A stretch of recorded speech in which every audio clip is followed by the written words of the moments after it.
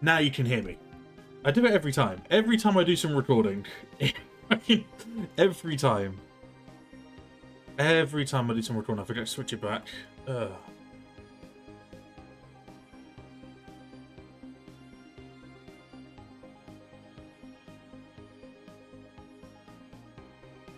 Oh, boy.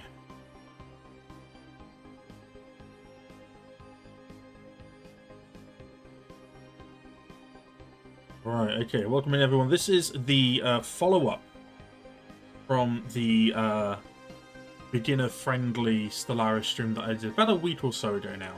The reason that we haven't done a follow-up since is because most of you may have been spammed by me in the Discord. For those of you who don't know, I was very fortunately, luckily, and overwhelmingly so asked to do a special stream that that Stellaris would use, Paradox would use, as they see fit.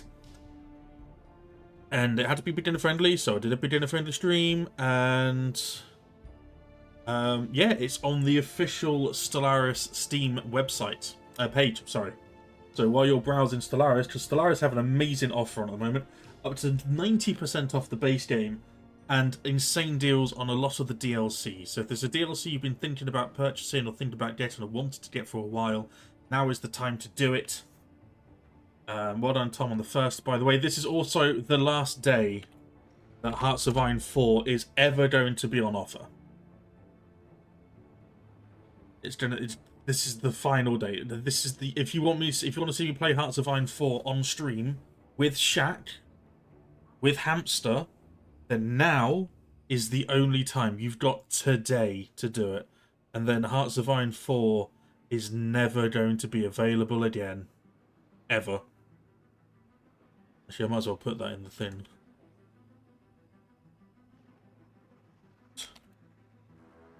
Green. Lift. Not.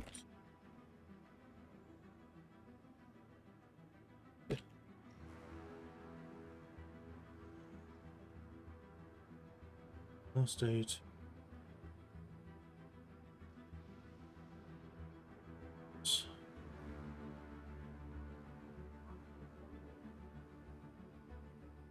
Did you ever go back to CK3 after the run from early this year? No, it was early this year. No, it was not early this year. It was actually later this year. Mid-year, I think it was.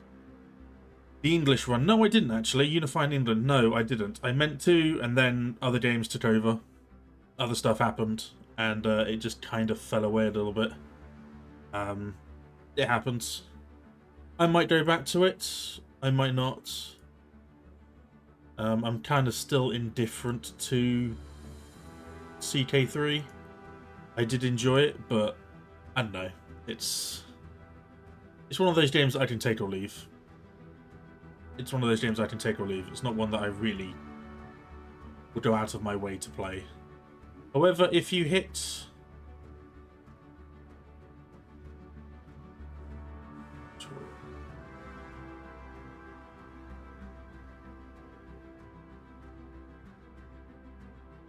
made a sneak peek at what I'm planning. I'm doing a YouTube video on a particular aspect of Stellaris that I think it could be a lot better. It's a short video, about 6-7 minutes long.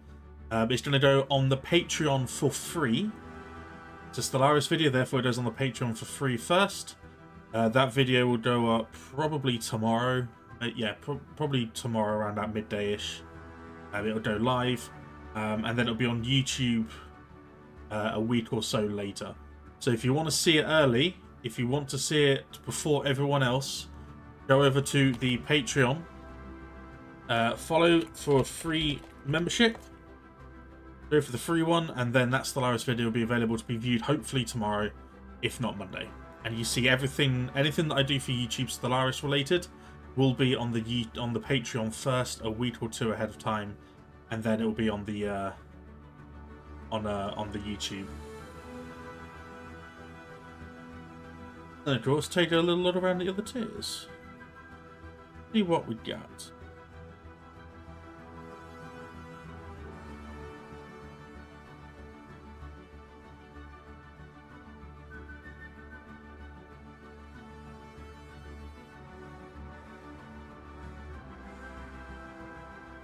Shaq, if you could do that with every single civic and every single icon in the game, that'd be wonderful, because we can use those in future videos, if that's okay. Can we? Oh, nice. Yeah. Can you manually do every single one, just so then we have access to it later on for future? That'd be great. Thank you. August 2000. No, it wasn't. No, shut up, Tom. It was not. No, it's not that long ago. It's just not that long ago. No, no. No, because I vividly remember a lot of. I remember everything that went on in that stream. I remember Gilf Queen. I remember the Infirm trait. I remember everything. It was not last year. It wasn't. You guys are this bullshit. That's stupid. That's not. It's not true. It's just not true. Yeah, it was Unifying England. It was Unifying England. That was the last CK3 run I did. It was Unifying England with the Dilf Queen.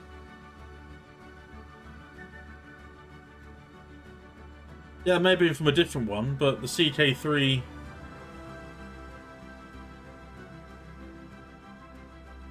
Have a look. So I ran it through the Xbox app, not through Steam.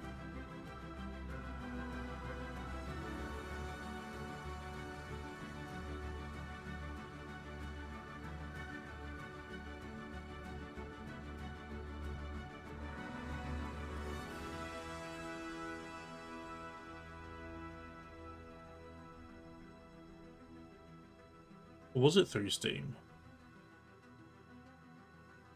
I thought I was playing it through...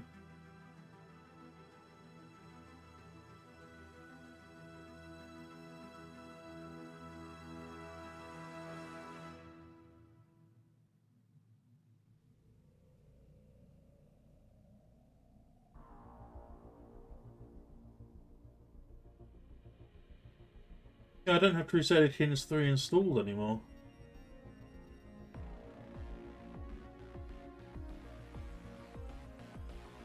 Because it's not installed, I don't know when the last time I played it was.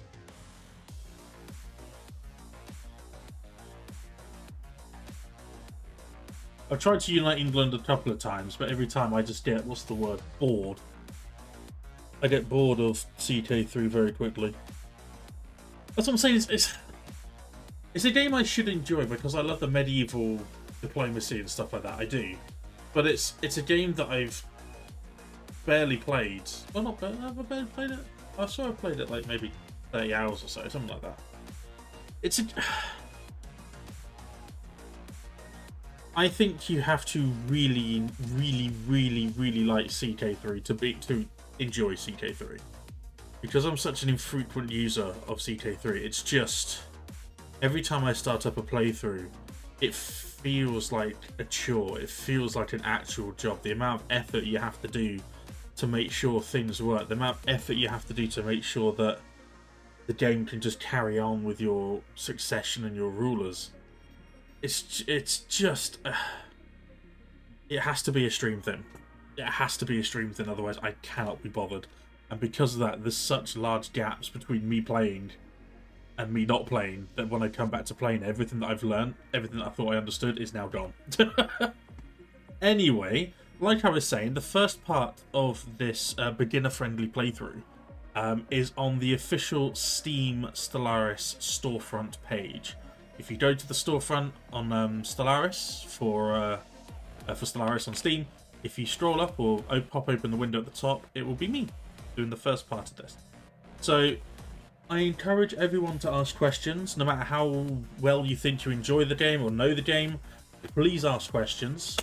No question is too silly, okay? There's no wrong question, and there's going to be multiple answers as well to most of them. So please bear that in mind. We got to the year 2272. Oh, by the way, Mr. Green, Shaq, would you like to see... So, Dusty Dusty demanded a better vessel from which to drink souls from whenever we play Rogue Trader. Do you want to see what Dusty told me to buy that I will drink from every time we do a Warhammer stream? Let's show you what I managed to find in a random shop. Tom, how do I beat the game on 25 times Crisis? It's very easy. On 25 times Crisis, you use the tilde key here, and you use these quick accesses to give yourself full tech and everything, and then, yeah, you'll be fine. Anyway. Yep. But for real, what's the best early game ship loadout? It depends. Like, if you're talking about bang for your buck, I always like to go for my Corvettes, laser for the whole damage, and then missiles just basically just ignore the shield completely, and just go straight laser and just go straight for armor and whole damage. A lot of the stuff you'll be fighting early, things like mining core drones, for example, will very rarely don't have any shield whatsoever. So anything that has armor like this, you'll be running into these more quickly than you will other empires. So I like to shred armor, just shred it as much as possible. Likewise with I don't know if I got any TNT here. There are some modified probe there that we can destroy. Do we got any TNT? I don't think we do.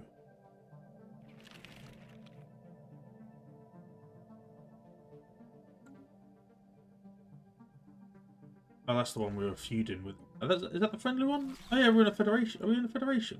We're in a joint war. I say yeah, we got dragged into it.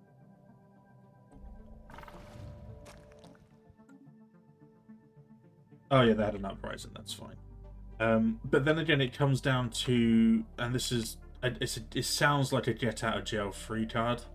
I promise you, it's very, very important. Using the reconnaissance, using the espionage to know what your neighbours are building is key. If you want to min-match your fleets, if you don't want to min-match, probably I would say the best sort of thing to go for. Now we've got plasma throwers. Be one plasma thrower and then some mass drivers and coil guns. Get rid of the shield with the coil guns, and then your armor and your hull damage comes from the plasma thrower. So really, you want to rip away the enemy shields first as quickly as possible, because that's the first layer that you're going to go through. Unless you're using missiles or other weapons, for example, the fusion missiles, it says 100% shield penetration. Shields don't block missiles. That's where your armor and your hull come into it. But if you want to rip away the shields first, if you don't have missiles or you just haven't been very lucky with the technology, I would say there's nothing wrong with drivers, coil guns, just kinetic weaponry. Just rip away the shields with your corvettes. Then your destroyers and your destroyer can come in with the armor and the hull damage. Just yeah, rip it all, take away, do the rest of the damage. But like I say, normally in Stellaris, if you're ever unsure if your ships are outfitted to defeat the opposition, just build more ships than them and beat them with quantity over quality. Now, in player versus player, obviously that will probably not work. But against AI, especially sort of like if you're working on the lower difficulties, most likely numbers will win the fight. However, you will end up losing more ships than you would if you were to do espionage and working out what your best counter is. So say, for example, we are fighting these guys. We have enough intel on them to know they have 2 armor on their corvettes and a level 2 armor and level 2 shield. And they're also using coil guns and disruptors. So we know that we would probably have to have more armor. If we have better armor than shields, the only thing doing real damage is the disruptor. You see the disruptor here, damage 1 to 11. The coil guns is 7 to 21 on the shields, and half that when they're fighting against armor. So if our armor is better, their corvettes are going to struggle. I don't know if you've got a fleet with enough intel on them to see. They have destroyers.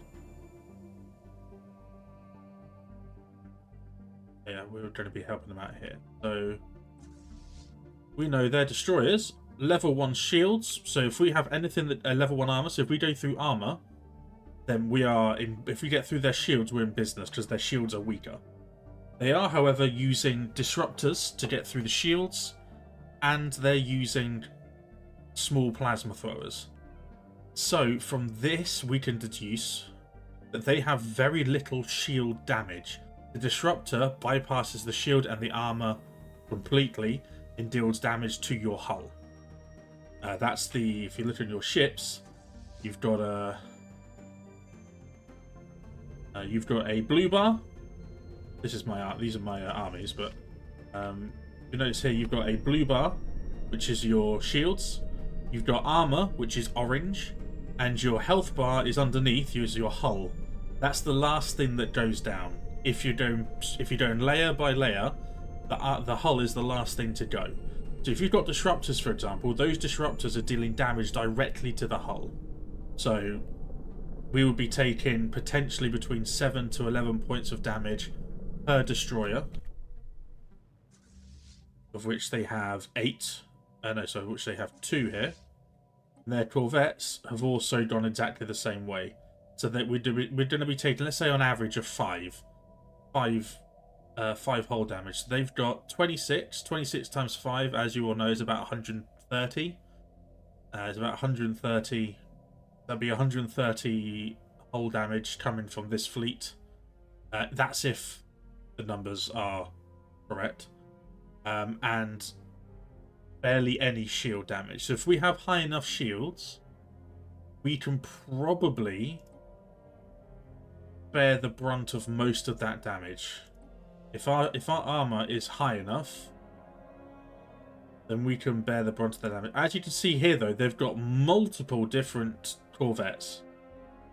So the AI are very, very, very good at being able to automatically mix up their fleets to be the best for their the best mix of damage. Obviously, as a player, when we go into our fleet manager and ship designer, our window is not very big. So if we made a load of new corvette designs, for example, did pool skipper, that's fine. Then we go corvette and another one, droplet. We've got 3 different ones to go on, and then when it comes to adding ships, we're going to have 3 different corvettes. And it doesn't give you, even if you hover it, it doesn't actually give you what the combination is. You have to add them, manually add them, and then go to the ship details and then see what one it is until you get used to it. So it's a lot more effort, it's a lot more min-maxing. Most people that play this, no matter how long they've been playing for, tend to have one or two ships of each type, just to keep it simple. So battleships, for example, I will have, which we'll get to later into more detail, but I'll have one battleship with carriers, so they can send out strike craft, and then I'll have another battleship that deals with sort of the longer range weaponry and tries to either focus the shields or the hull of the armor of the enemy, so that it helps support the carriers. Cruisers, I tend to go mostly giant weapons like missiles, and use them as artillery, long range artillery, to go straight through the shield and pepper the hull points. And destroyers, I don't really use them after a certain point, but destroyers are good picket ones. What does picket mean? Picket is the ship will advance to medium range and attempt to intercept incoming enemies. So if the enemy are using a lot of corvettes, for example, or frigates, or looking to use strike craft, the ones with picket will attempt to intercept incoming short range ships. Ships have to get in closer, but they're there really to defend the artillery ships and the carrier ships. Corvettes, you just swarm them. They're cheap, they're efficient. You you can have up to, I think, like they only cost 1. So if your fleet capacity is 40, you can have 40 ships. Simply overwhelm them with numbers, especially again if you know what the enemy ship type is going to be. If they're focusing shields or hull, then you can really min-match your corvettes and just send swarms of them against them for cheap, for like throwaway units. Weaken them before your big fleets go in. But again, war is something that, and the combat at Stellaris, it's more nuanced than you think. It is a little bit more. It can be a little bit more than bigger number beats smaller number. Knowing when to retreat, knowing sort of like what edicts to have on. Again, just trying to combat the enemy ship types. All of that does play into it. But for beginning, I try to utilize the ones that would take off the most armor, just so then you can take advantage of the mining drones. Go to war with them. Destroy any mining drones that are usually the ones that sort of like hamper your progression through. And then yeah, work from it. That's what I would say. Now there are going to be plenty of videos out there that you can watch that will tell you probably the complete opposite of what I said. But those are sort of like the min-maxing videos. Those are the ones that are, this is the meta, use the meta, you'll be fine. Like most people will tell you just to put disruptors on your ships and upgrade them fully. That's what most people will do because it bypasses shields, it bypasses armor, and goes straight to hull. But I liked, from a role-playing point of view, I liked watching the fights, the missiles. I liked the idea of all the different types of lasers and weaponry going off. It's just a personal preference. But yeah, if ever in doubt, bigger number usually beats smaller number, but you will take more losses if they're not geared toward specifically taking on the enemy type. I hope that somewhat answers your question. Right, minor artifacts in discoveries. We can artifact analysis again, so we will. We have found a memorial stone. Gives us 10 energy engineering credit, engineering when it's displayed, of which we don't because we don't have a grand archive yet. We will get onto that in a bit. That is part of the newest DLC, but we're still filling in the blanks of our empire. We have allies over here who are looking at that. So we're going to go over here. Going to build an outpost here. Our science ship is finding research projects.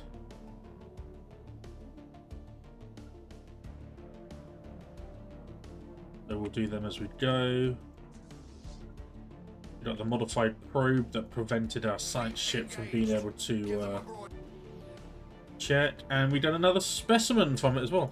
Nova! Welcome in.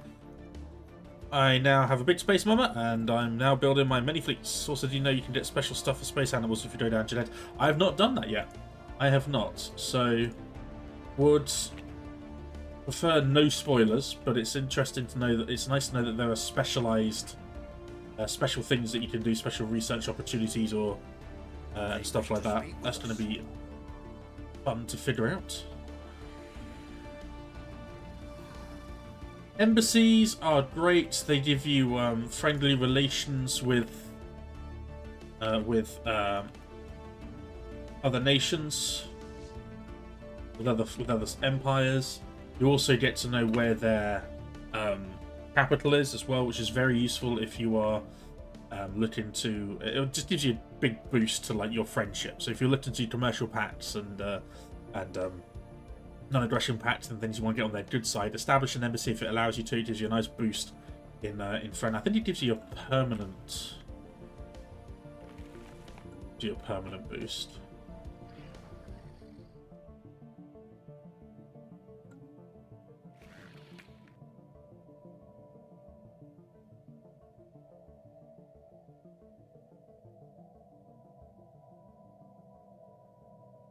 I swear it gave you like a plus 10 or something like that to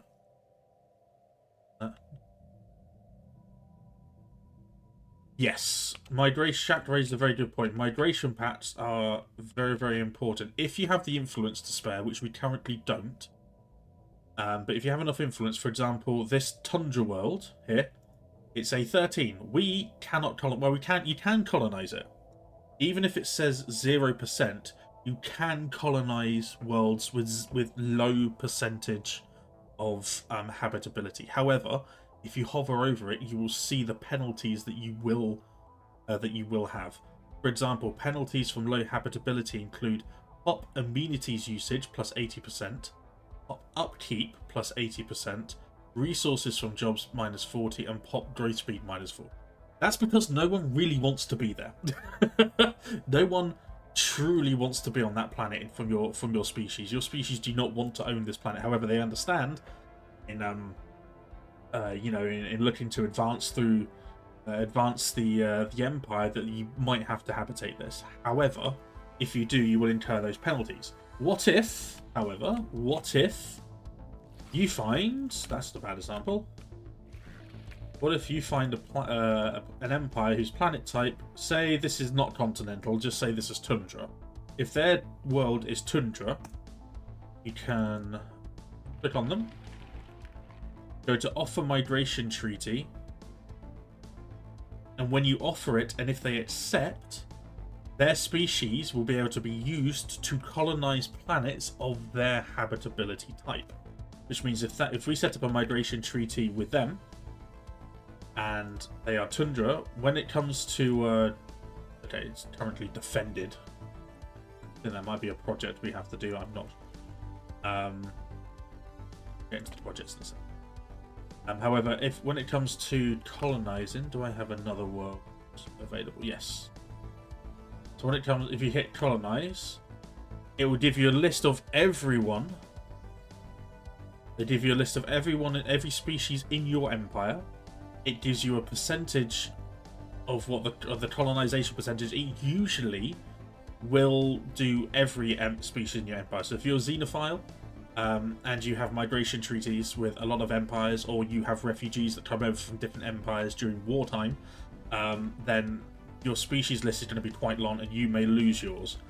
Founders only species is great. It gives you your main founder, your main species, and any genetically modified ones that you have down there. They're planet stapers, guardian ship teachers, goated randomization. Would play that any day of the week. I know, right, Powder? Welcome in, Powder. Yeah, every species with colonization rights. Again, like I say, if you start off being a xenophile, most of it's done for you. Most of the rights of species are done for you, and you will be able to use them.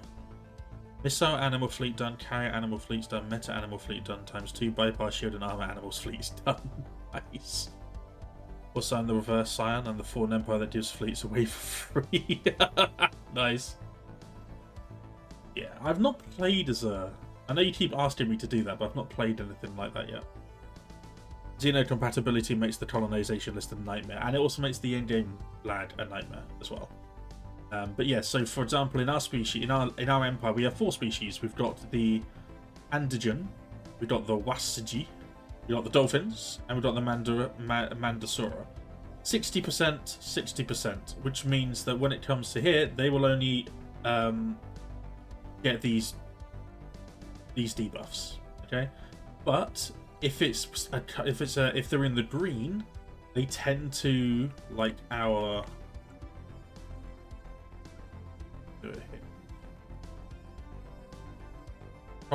Ocean world. If it's an ocean world, for example, we have habitability of 100%. Even though we got the non-adaptive trait, doesn't matter because our ocean preference, we're aquatic, we're a home world class. It all adds up enough. If your migration treaties are done correctly, these planets, these 4 planets, for example, that's a 20, an 18 size, an 18, and a 12. If you find the right empire, get on their good side, set up a migration treaty, you can populate these 4 worlds, incurring 0 penalty, giving you more population to do jobs, to give resources to work, and to boost everything up here. Planets are very, very important, not to be looked over. Not just about fleets. You can have the biggest fleet in the world, but if you don't have a good economy, if you don't have enough planets, then they simply won't be able to be afforded to run. So, why are we in a war which we didn't start? Well, we had a defensive pact with the Stalwart Legion, I think. The Stalwart Legion or the other one? Might be the other one. The Rayan Commissariat. Commissariat, I think. I think we've got... Have we got a defensive pact? Yes, we do. We got a defensive pact with them. So, defensive pact is great. Normally, say, for example, this empire here, the independent state, if they were hostile to us, and they were equivalent or superior to us in fleet power, then they may think of us as a juicy, tasty target and go, haha, we know we can take them. Whatever. We can wage war. They may start claiming your territory. If you have a defensive pact with one or multiple empires, they will think twice. They will think twice because they know that not only do they have to deal with you, they have to deal with any potential allies. So the AI, 9 times out of 10, unless you're playing against a total war empire or a federation, for example, most AI will look at that and take that into consideration. If you're playing with friends, that's why I always recommend, if you're new to the game, start with clustered players, which means that you all start closer to one another. You can get those packs in line, you can get a little federation started, you can start doing your trading and your research agreements and things like that, your commercial packs, and it just makes you a stronger unit and a stronger player in general. And the AI tend not to bother you if you've got multiple defensive packs. Much like myself as a player, if I'm looking to take on an empire, if I see they've got multiple defensive packs, it makes me think twice, because then they may have if these guys here have a defensive pact with these guys, if I go to war with them, it drags them in as well, which means I have to now defend on 2 fronts. And that's the sort of thing that AI usually will take into consideration, mostly the fleet power more than the actual strategic element of fighting, but that's something to bear in mind as well. Making friends early is always a good thing. So that's why we've been dragged into a war with the Rayan Commissariat against the Vescrucian Interplanetary Republic, is because this empire had an uprising, which means that a number of planets or a number of population were very unhappy with the status quo, and so they rose up and are now trying to take the empire for themselves. However, because we've got a defensive pact, they went to war with them, dragged both of us in, and that's why we're over here trying to sort it out. We've got a 1k army. You have no intel. Okay. We're going to let them chase it down. I think they are...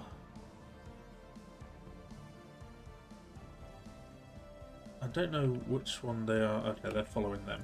We may have to get involved. Yeah, we'll follow them. Follow them. Our armies are going to sit behind and not do anything for risk of being damaged. Had to players fall down for the game, have government, hate migration, hate migration treaty, migration, a ring world start, 4 take over the galaxy if you're evil, protect the galaxy if you're nice, or ignore everything that happens in the game if you're that empire that teaches. Okay. There are ways to do it. I thought it was another mod you were talking about. Now, we have 3 tradition trees completed. As we went through yesterday, each branch of each tree gives you something unique, gives you something cool, and upon completing it, will give you a finisher effect as well. So we went for expansion for the extra colony starting with 1 population, the population growth speed, the starbase upkeep, and the influence cost, which was important. So we weren't making that much influence to begin with, so we could expand into our choke points. So for example, this here is a big choke point because there's only one way in from this empire into my system. Likewise here, this is a choke point, and here as well because, well, we colonized that. Took those, but yeah, that's the main way into our empire, which is why in this space we got a 7.5k star base, which is pretty decent for what we're facing against. We also took unyielding, which gives us extra star-based capacity, which is what we needed because we didn't know where our friends were going to be, so we could build multiple star bases on multiple fronts. Also gives you increased defensive damage output as well, so your star bases and your modules and your buildings are just more powerful. And we took supremacy. Again, we were ready to go to war with these guys, and we're going to be finishing them off hopefully this stream as well. So we took it for the extra fire rate of 10%, the extra damage to star bases, which is very important, extra naval capacity, upkeep reductions, fleet command limits as well, and on completing it, we get war doctrines in the government tab as well. So we could go for hit and run, go defense in depth if you want to chill out and just only fight those that want to fight you. That being aggressive. And rapid deployment, which is sublight speed and ship's weapons. Sublight speed is different from any other, from moving from system to system and gates. Sublight speed, at the beginning of the game, at least in the beginning to mid-game, before you start getting gateways, before you start getting hyper relays, all that good stuff, sublight speed is what makes your ships go from A to B. Sublight can be modified in a variety of different ways, as we've looked at in the fleet management before. The ship designer here, there's usually a research option called afterburners, which will increase the corvette speed by, I think it's like by 10% or something like that. We'll have to look at it when we get the research option. Another way of doing it again is by completing the tradition tree.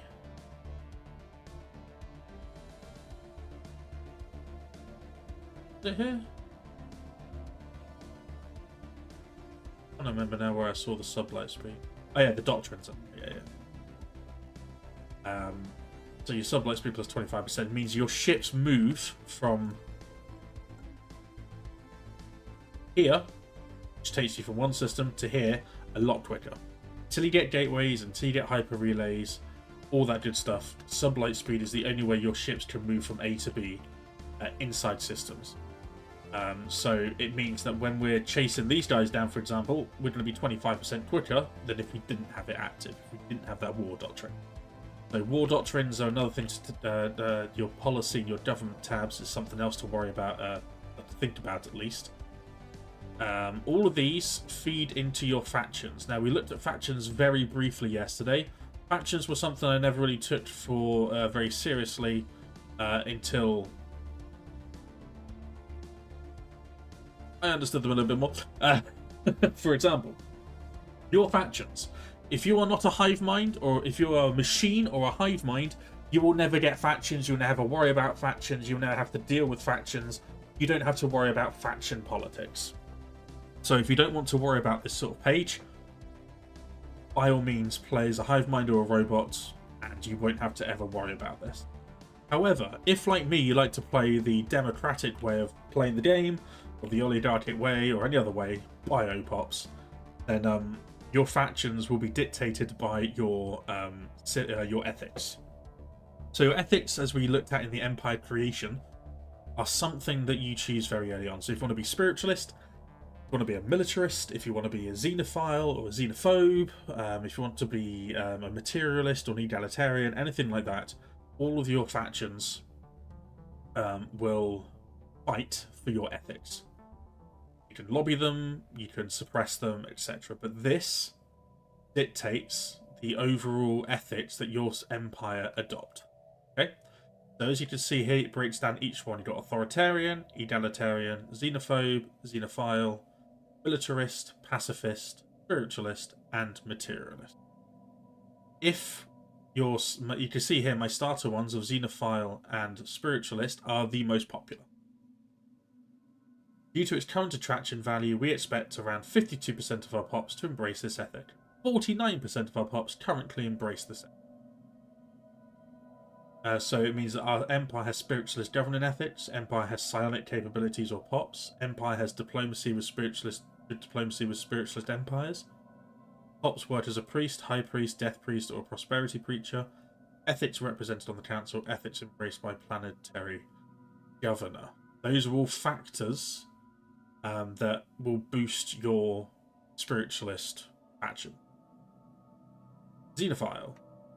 Empire has xenophile governing ethics. Pop lives on a planet with 3 Xenos. Empire has diplomacy with Xenos. Pop lives on a planet with charismatic Xenos. Ethic represented on council. Ethic embraced by planetary governor. So if you want to really change the way of which your empire believes or works around, then you can start putting leaders from those migration treaties. If you do migration treaties with a more militaristic empire, then you will have more people that embrace a militarist faction. At the beginning, we got 2, which were these 2, and then as we got different pots with different ethics, our factions continue to evolve. So the 12 population here that don't really vibe with the Alien Rights Committee or the Alliance of Spiritual Redemption, they form their own faction of xenophobic pacifists. See here that we don't have a lot of these are done in policies, so the policies tab here will. Hey Dan, thank you for the alert. Our policies tab here will reflect in the factions. So we don't have isolationist diplomacy.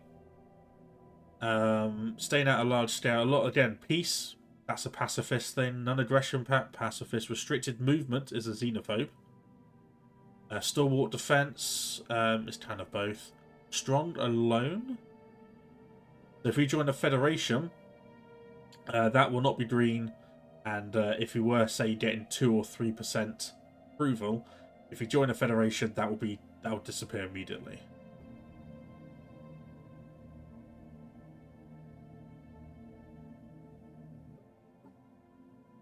Do we have someone on the council who's a spiritualist?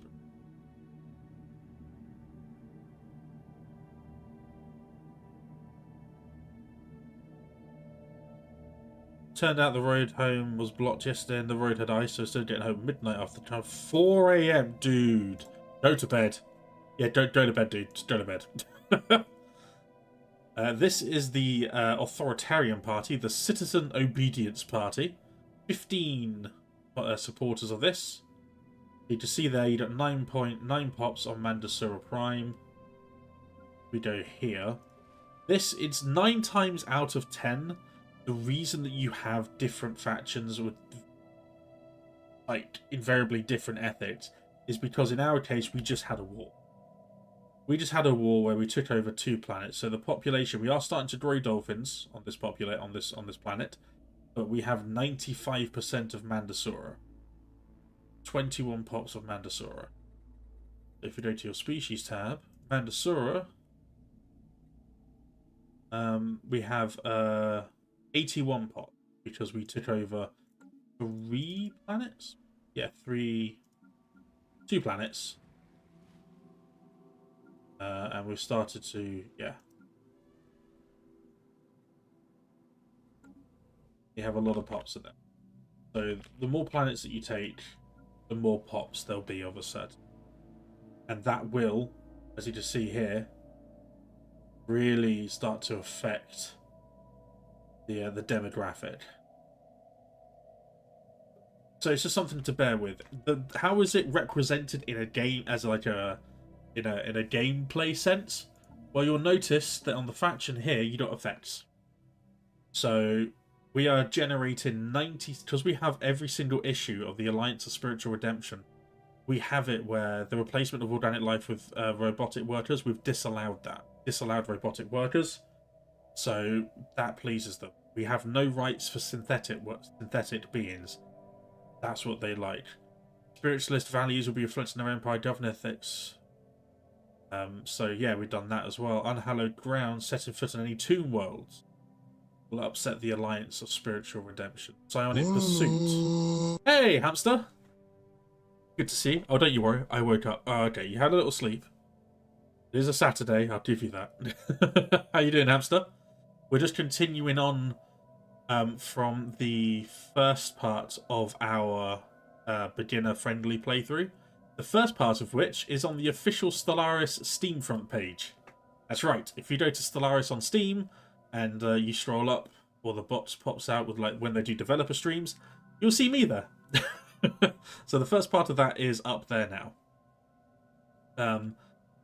We're just going through factions at the moment. So just to break it down very briefly, we've got 100% approval from the population. So our population are very happy. So in total, we have 207 pops that are 100% happiness.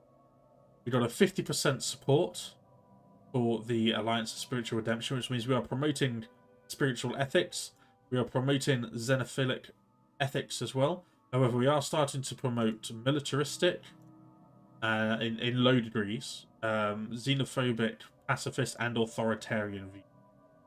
So the more pops you have, the more support breakdown of your empire.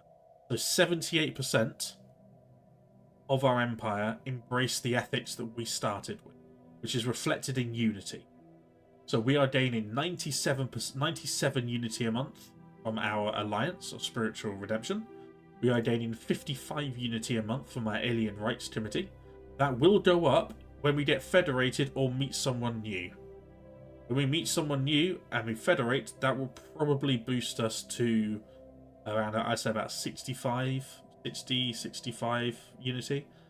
The more support you have, the more unity that party generates. If you have, for example, in the Military Officers Association, we don't want 11% of people promoting our militaristic views. You go to manage faction, and you can suppress.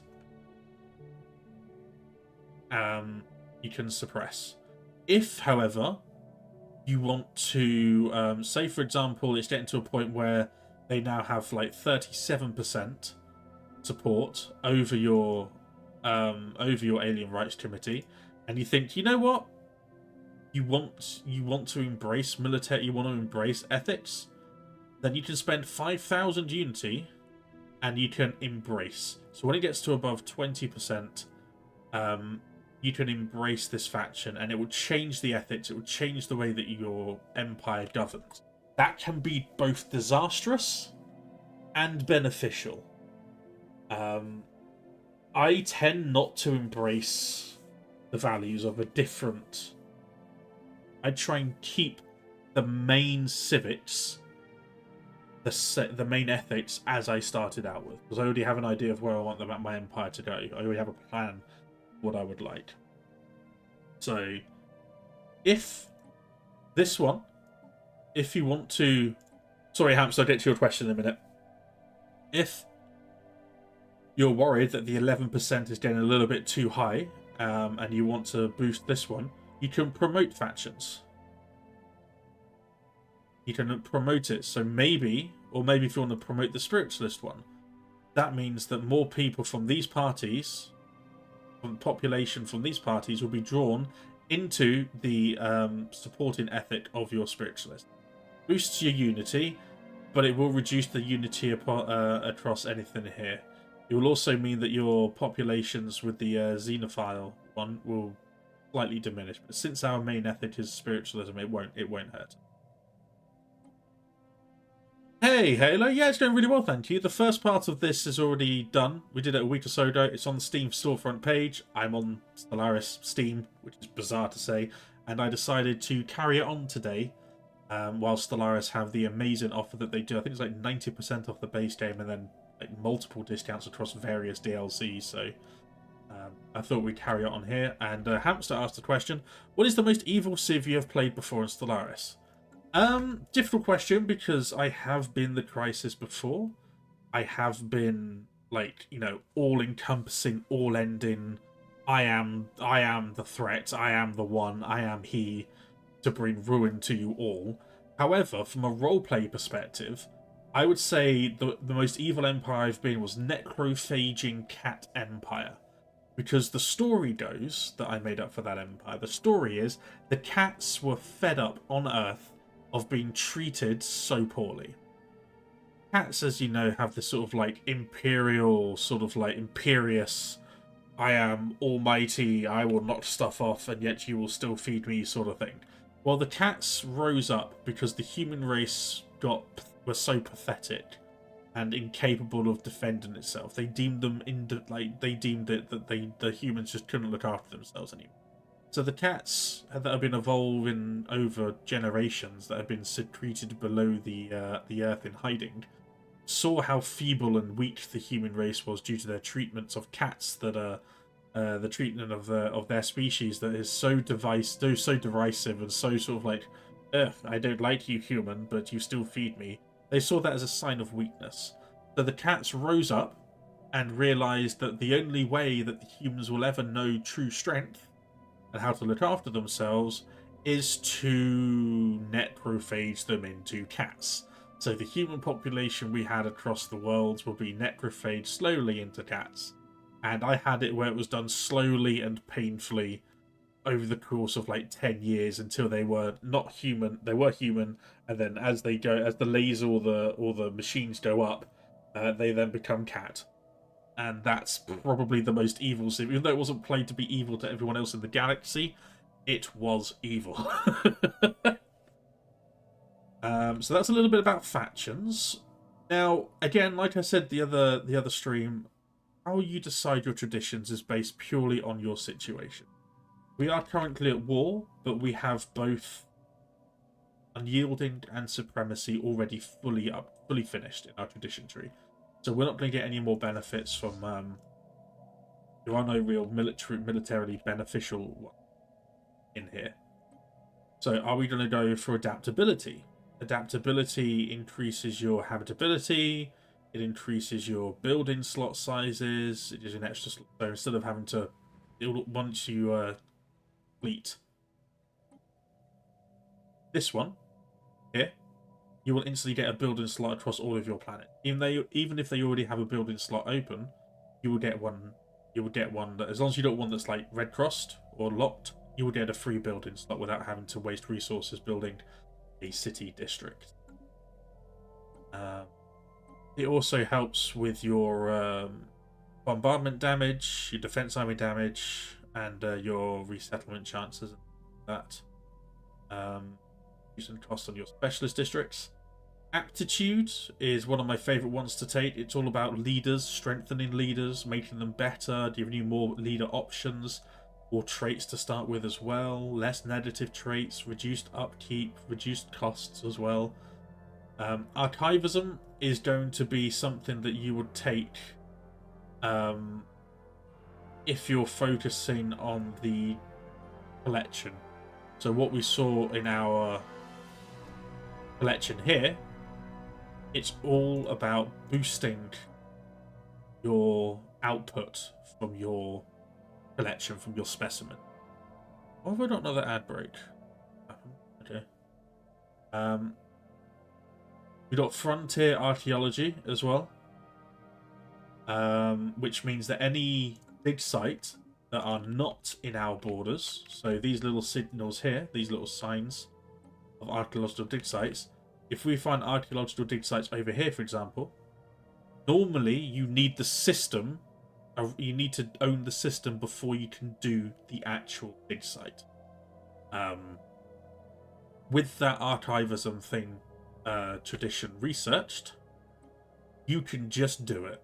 You can just you can just go and excavate that archaeological dig site. As long as it's not in anyone else's borders, you can take it, which is really cool. Also boosting each rare or better specimen exhibited increased the total production category by 5%. You gain a random wonder, you gain a random history thing there as well. You get exhibition focus policies, and 1% diplomatic weight per specimen in exhibition.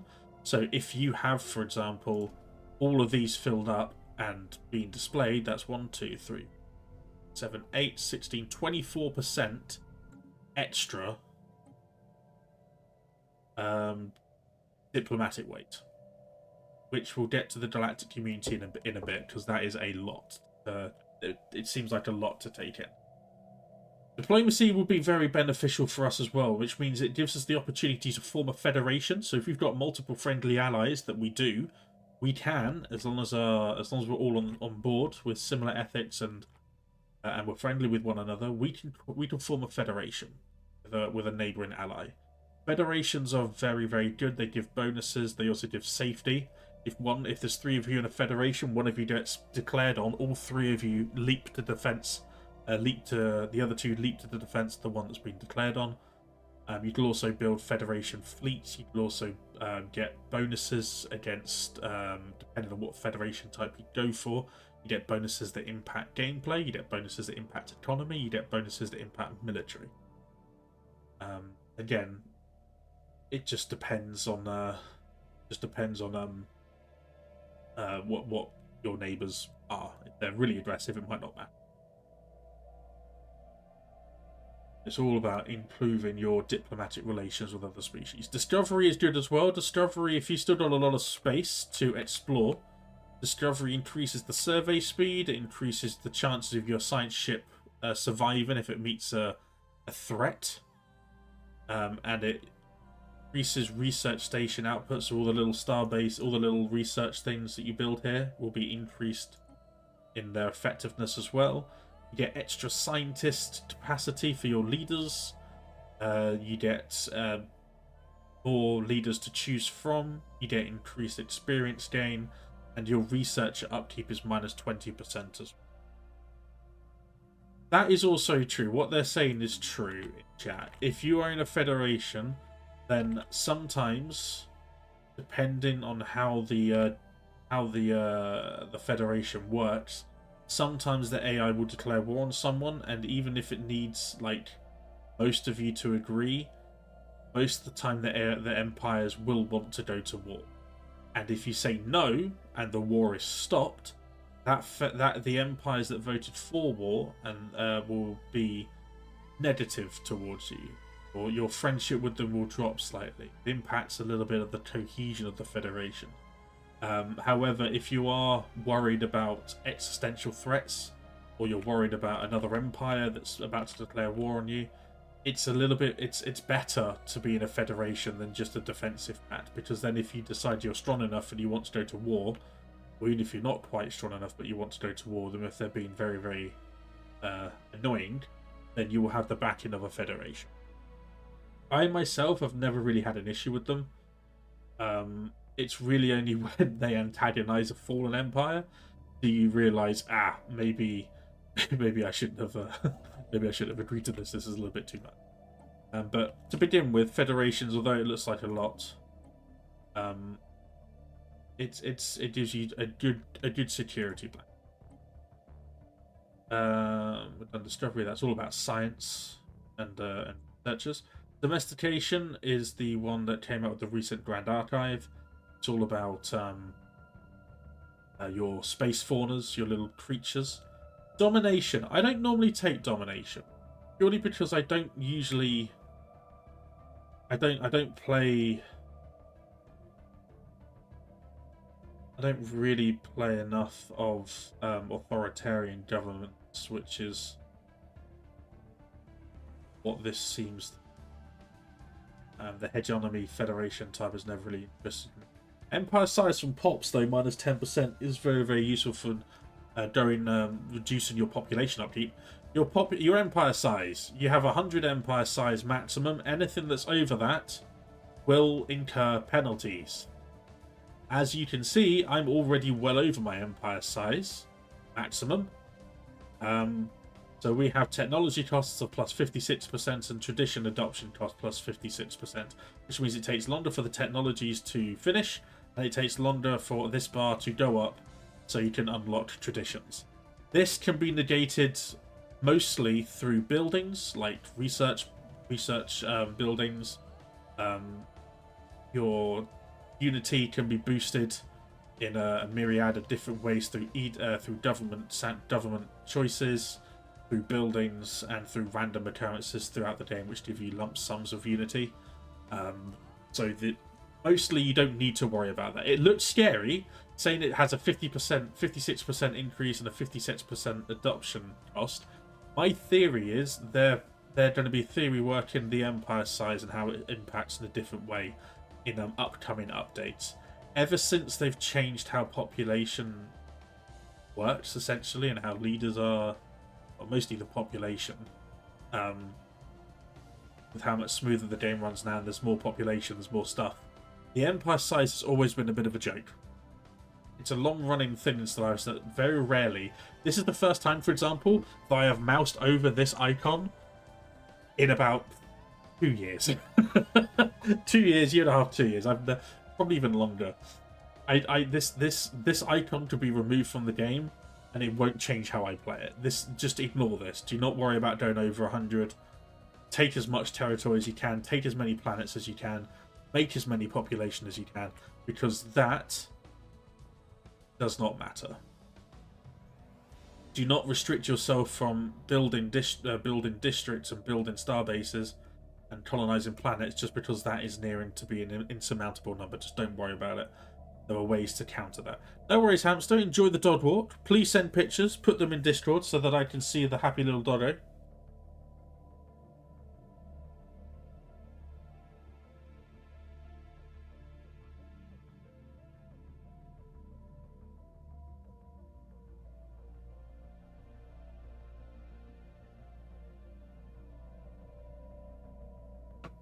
So yeah, don't worry about that. Which is why domination, again, it doesn't really bother me. There's nothing here that I really like. Extra housing is always useful, but you get enough housing from research technologies anyway. Enmity. Again, an interesting one. If you are on a xenophobic empire or an aggressive empire and you don't like people, then this is perfect.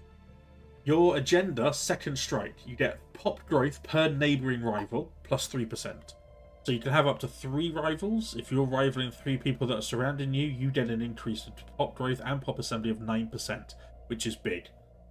Adopting throughout this, you will have official commander capacity per rival plus 5. So again, if you've got 3 rivals, you can have an extra boost to your leadership. Which I'll break. Your every time you hire a scientist, an official, or a commander over the limit that you have, you incur higher penalties and higher upkeep. With that enmity, you get more space for them. Pretty useful. Diplomatic weight when opposing resolutions, plus 50%. So we're going to look at the galactic community in a second. While military weaker than rival, your ship build speed and your build cost is increased in your favour. While technologically weaker than a rival, your research upkeep and your research labs build speed go up. While economically weaker than a rival, your worker output plus as well. So it's quite a good one to take if you find yourself falling behind and you just need a little edge on empires. Because the more you fall behind like other empires, so for example, with these guys, they're equivalent in fleet, equivalent in tech, inferior in trade. These folks are equivalent, and inferior. They're friends. These guys are equivalent, superior in tech, and equivalent in trade. That's just from what we know. The more detailed your espionage, the more you can narrow that down. The more accurate it will be, and the more regular updates you'll get.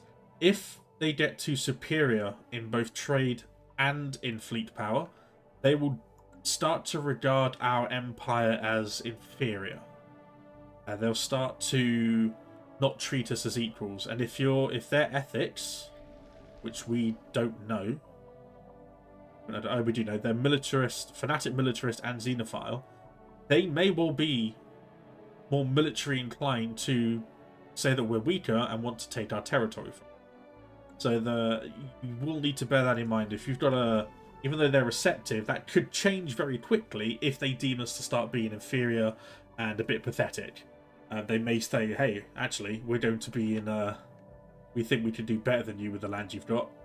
Give it to us." And yeah, so if you're worried about that, you can artificially increase your output across everything until you catch up with them. Damage to rivals plus 15%, very useful if you're going to war. It's very specific, but if you're rivaling someone, then you attack them, you get 15% damage in your fleets. Eclipse grants 2% increased research points and unity output per rival for 10 years after winning a humiliation war. This may come as a surprise, but I don't play aggressive empires very frequently. So this one I've never really had to worry about. But if you are playing that sort of like xenophobic, authoritarian sort of like empire that doesn't like other species, and you want to be in constant war, you want to practice war, you want to practice the combat side of things, the enmity one will be really, really useful to have alongside your supremacy. Harmony is the one that I end up taking quite a bit. Leader lifespan plus 10 years plus maximum negative traits minus 1, which is very good for avoiding any surprising upkeep costs. Pop demotion time minus 75% and empire size from pops minus 10%. So much like we saw with the domination here, I think it was domination. The domination? No, which one was it? Actually can't remember. I know there was another one that gave us minus 10% empire size from pops. This one was domination. Yeah, there you go. Finishing domination. You finish domination, you get that. With harmony, you would have to take...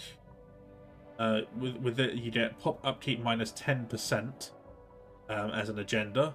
I'm adopting it, so you can reduce the pop upkeep from there. You can reduce it even more by taking that. The demotion time. Demotion time is an interesting one. In your population, you will have 3 jobs. You've got rulers, in our case anyway. You may have slightly different depending on which government stuff that you take. But in our case, you've got ruler, specialist, and workers. Workers are your bog standard ones. Workers tend to work generator district jobs, mining districts, and farming. Anything that encompasses those 3 will fall under worker jobs. Same with your clerk jobs as well. And they produce trade value. If you want to break down, so this is where your usual sort of like planet view. You can see what buildings, how many building slots you've got left, what districts you can build, how many left, where your blockers are, which we covered in the last stream, about what they do and what technologies to watch out for. But if you want to break down, if you click the population tab, you will see where your population on this planet are divided up. So you've got 2 rulers, which are politicians. They give amenities +3 each, and 9.9 unity, so 10 unity. Go here. The politician jobs are given us 19.94. So it's a decent one. You need the rulers. Much as we hate politicians, we need the rulers. Researchers give obviously research points each, so they're giving us basically 4 across the board in each discipline. You've got your priests, which are built through temples. Temples give you 2 priest jobs per temple, and you can see each one is giving you about 7.5, so they're giving you 15 unity from your priests. Enforcers reduce crime. They also give stability of +1, and they start spawning defense armies as well, which are useful for defending against any incursions. If you want more defense armies, get more enforcers, or start looking at, I don't know if I've unlocked it yet, just have strongholds, which increase your naval capacity, your stability, and spawn defense army. But yeah, you've got your specialist and you've got your workers here. If you start saying that if you're in a war, for example, or there's a war raging around you, and you get some refugees, if you get refugees that are specialists, and there's not enough specialist jobs to go around, instead of having 1 worker unemployment, you will have 1 specialist unemployment. Now you've got 2 options. 1, well, 3 options actually. 1, you can build a district or a building. For example, if you want some more research and you got 1 specialist unemployment, you can go, give me a research lab, click on that, and it will produce 2 research jobs, and your specialists will fill those jobs, and then any population that's been growing will also fill the other job. The other option is to move them from the planet. So if you click resettle, I don't tend to mess with this too much until my planets are full. If your planets are full and it's still producing population, they'll either automatically move to a different planet with available jobs, or if you want to have it a little bit quicker, you can move them yourself. So for example, it's an Andijon that's unemployed, and we can move it. See here, you've got one job available that needs to be filled. Click there, and you would click resettle. It costs money and it costs unity, and incur any extra costs depending on what traits you took or what traits are attached to that species. The species we started with is one that we got from winning the war, so therefore it's going to cost us 25% extra to move this pop onto somewhere else. Bear in mind that because it is low habitability, you're going to be incurring those extra penalty costs as well on upkeep of that particular species on that planet. But don't really need to worry about the resettlement until your planet is full. What's the third option? If that is a specialist, that is a blue triangle, you can wait. You can wait, and as long as you've got worker jobs available, that specialist unemployment, that specialist population will eventually demote itself into a normal worker pop and will fill up another work as long as you've got 3 worker jobs, so your agrarian, your mining, generators, or your clerk jobs. As long as you've got those, or your defense jobs, then it will automatically slowly reduce, demote itself into a worker. So harmony means it demotes 75% quicker, which is very, very useful. If you're dealing with a lot of population, if you're dealing with a lot of refugees, if you're dealing with a lot of excuse me, if you're dealing with a change in ethics types or government type or empire type, as one can do in various situations, then having that as a thing is very, very useful. You also get governing ethics attraction plus 25%, which is useful really good if you want to keep your main ethics. And this one, which is the main one for me, is your stability plus 5. Stability we looked at briefly, I believe, the other time. Your stability is based on your pop approval rating and how many jobs you've got available and what the current status of population is on the planet. The higher the pop, the lower stability, because of simply that many people being on one planet, that many species being on one planet. High stability, you get resources from jobs plus 16%, trade value 16%, immigration pool plus 10, which means if anyone's looking to move from planet to planet, or if you've got a migration treaty, they're more likely to go to a planet with high stability, unless you have a specific decision on, or I guess a planetary feature or something, or a starbase thing bonus over the top of it. Stability is the best way to get the most out of your planet. If we go here to a planet we've just taken over, is 49% stability, which means mainly because we've got 2 specialist unemployment here. Crime also affects it. But that can be negated like we did by building a precinct building. Reduces crime by 50. Gives you 2 stability and 4 soldier jobs as well. So the only thing we have to worry about now is we're going to go through in a second planet by planet to see where we are. The only thing we need to worry about is sorting out that unemployment, and that will boost the stability of the planet. Happiness is 44%, because we've basically just been at war with the people that we've taken over. They may not like us that much, and their ethics are clashing with those of our own.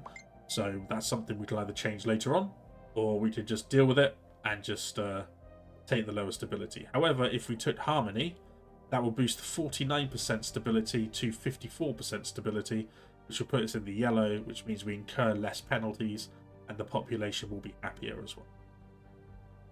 So, upon completing harmony, we get a Holy Covenant Federation type. So if we wanted to, we could finish harmony. We are spiritualist. If we find another spiritualist empire, we could form a Holy Union, Holy Covenant, which is a very specific federation type that would give you different options than if you were to do a Galactic Union or a militarist or a research one. Mercantile. Very, very useful if you're looking to make bank and make big money. It increases trade protection, so less interference from pesky pirates. Your collection range is +1, which means planets or trade that will be collected by a starbase will be collected 1 jump further, which I'll show in a second. By adopting all mercantile traits, you get, in traditions, you get trade value of 10%, which boosts your overall credits. Grants access to the Trade League Federation type. So if you've got another mega corporation, or if you're very, very big on trade and you're equivalent or superior to many others, being in a trade federation trade lead is very, very useful. I think in a trade lead you get everyone has have to play it through. I think it just gives you boosted trade all the way through, increased commercial pact bonuses, all that kind of thing. I think it's been a long time since I was in a trade federation. In it, you get clerks. Clerks provide additional +1 trade and +1 amenities, which is very useful. Amenities feed into your stability and feed into the empire, into the pop happiness. So here we get pop happiness plus 5.2. If I wanted to, I probably will. I'm going to build a hollow theatre because it gives us stability. It gives us amenities, which is going to be boosted. It gives us specialist jobs, and it gives us unity as well. So it boosts the unity, gets rid of that, boosts the amenity, boosts the actual amenity itself, boosts the stability, boosts the population happiness. Everyone's happy. Planet runs a little bit smoother. So Mercantile is a decent one that we could look at. Gives you marketplace of ideas and consumer benefits as a trade option in your policies. Gives you extra trade value of +10% and your market fee of -10%. So if you're finding yourself struggling with a resource, if you click on the top bar, it takes you to this page. You can buy and sell all of any resources that you own. If you want to sell alloys, you can sell 2,500 for 4,800. You can sell your crystals. You can sell in various different amounts all of your resources. Now, I would recommend against doing this unless you're in the early game and you're really struggling. You want to say, for example, you need to buy a colony ship. You're making 10 minerals a month, and someone's in danger of getting the planet before you. You can just buy some minerals. Like buy 1,000, as long as you've got the money to spare, and then you can build the colony ship. Alternatively, you can do monthly trades. So monthly trades, you've got to be careful with them.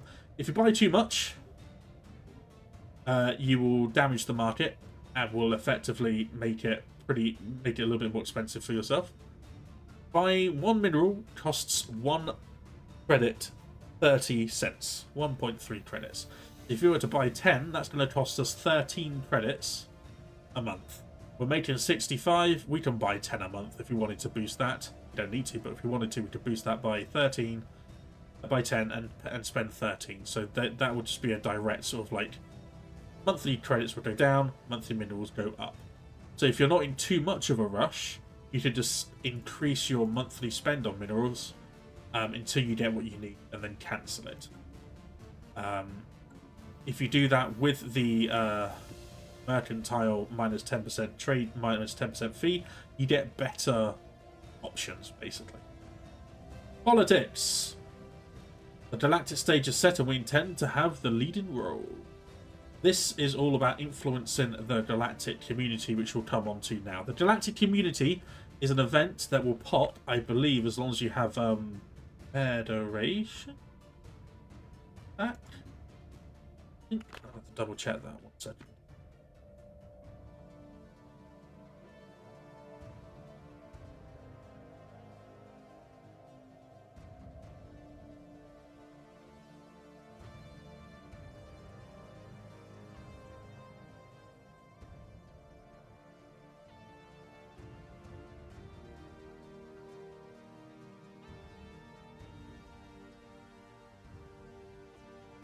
Doesn't in the wiki.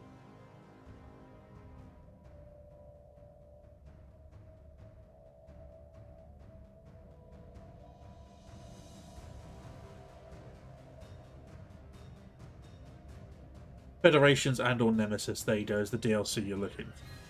If you have the Federations DLC, if you are an empire that is a total war, so we've got like Devouring Swarm, sort of like Determined Exterminator, Fanatical Purifier, then you won't be invited. You won't even be notified that the galactic. Well, you'll be notified, but you just won't be able to join it. When you meet enough empires in the game, when enough communication has been established all around the the galaxy, the thing for the galactic community will pop. There's the option to form the galactic community is now here. You can say yes or no. If you say no, you'll still see when it forms, but you won't be able to see what's going on inside it, and you won't be able to influence what's going on inside it either directly. If you say yes, it will take you to this screen. Now, the galactic community is every empire that can join the community will join, because everyone wants power. This is the real... This in the early stages is where a lot of key legislation will be passed that will influence yourself, your empire, your output, and incur any penalty that the galactic community deem fit. So, for example, if we go here, if you look at this point here, you can see the relative power, diplomatic power of each empire. There are ways to artificially increase it. For example, the most common one is your diplomatic stance. We are expansionist. Expansionist gives us outpost building cost of minus 10%, colony development speed of plus 15%. However, we generate 100% border friction, which means if we go to here, we can see that we are friendly. However, the border friction is minus 24. That's a negative 24 to the overall sort of like way that the AI empire deem us whether to be friendly or not. So their opinion of us is plus 278. Our opinion of them is plus 199. Obviously, our opinion of them, our opinion of us, most important one is of us. So yeah, we're doing good. That minus 24 isn't going to be too much of a problem. However, if you've got tenuous relations with someone, that minus 24 could be the difference between them being friends with you and them not. So for example here, the neutral relations of plus 57. Minus 24, so we could potentially be on 81, sorry, maths, on plus 81, and that could, in the end, be the difference between having a migration treaty, form a commercial pact, that kind of thing. So it's something to bear in mind. If we go to isolationist, so if you don't want to be, if you want to be left to your own affairs, border friction plus 200%. Diplomatic weight minus 25. Diplomatic agreement upkeep plus 100%. If we switch to isolationist, a lot of people would cancel pacts with us anyway, but all of these would increase by 100%. So our consumed would go up by double to 6.5, which means we'd be losing influence. Cooperative is a diplomatic weight of plus 25%. So it's the first one we've looked at. Out of these three that have given us a boost to diplomatic weight.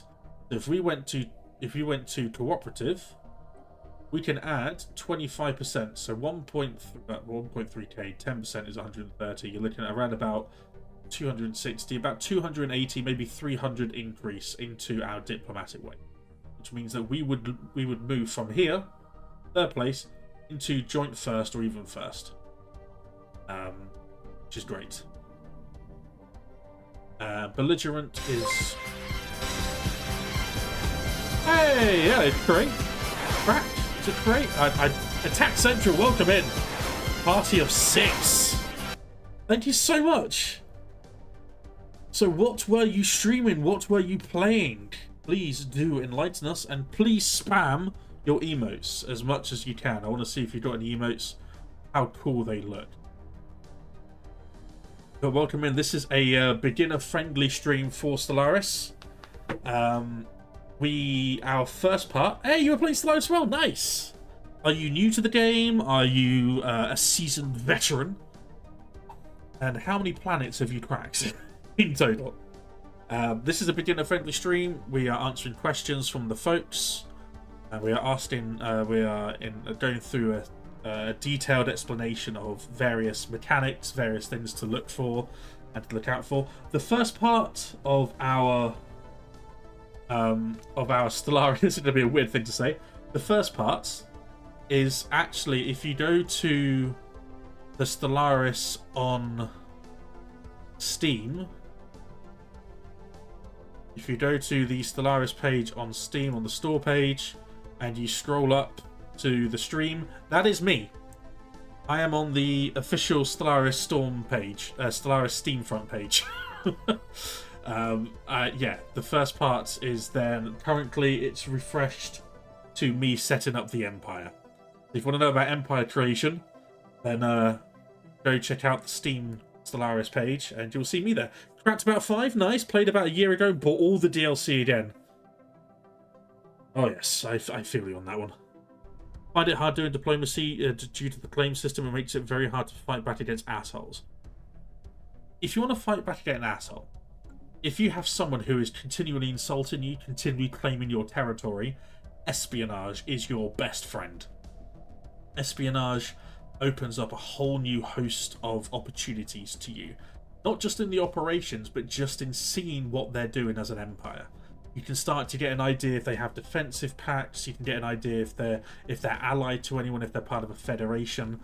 If they aren't allied to anyone, then you can focus on your friendly friends, your friendly diplomacy. You can get your defensive pacts. You can get maybe even look to creating a federation, just so it makes you a harder target for the AI to pin down. It makes it harder for the AI to justify going to war with you.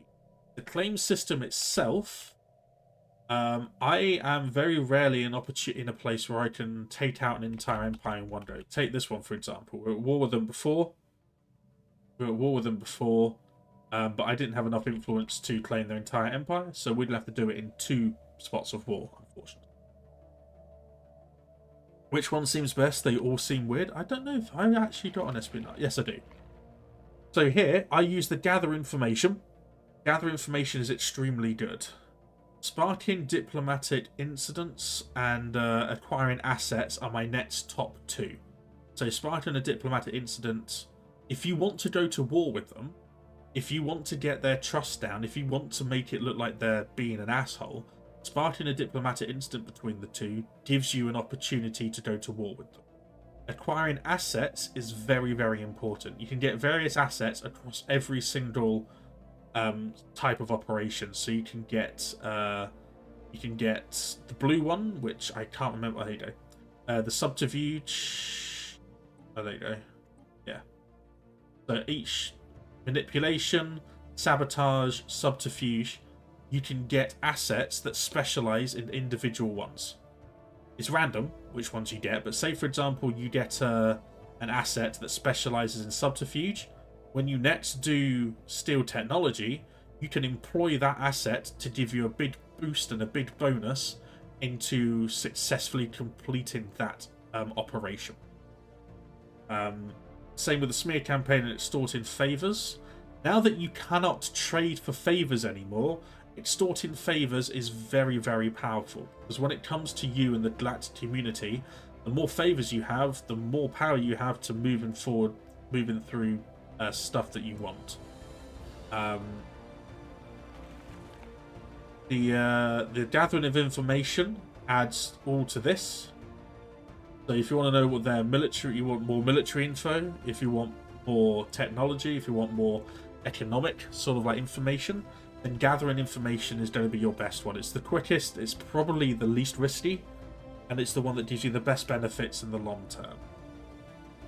Sabotaging starbase facility, you can do that if you're in a choke point like this, for example, and you want to damage a starbase before you go in.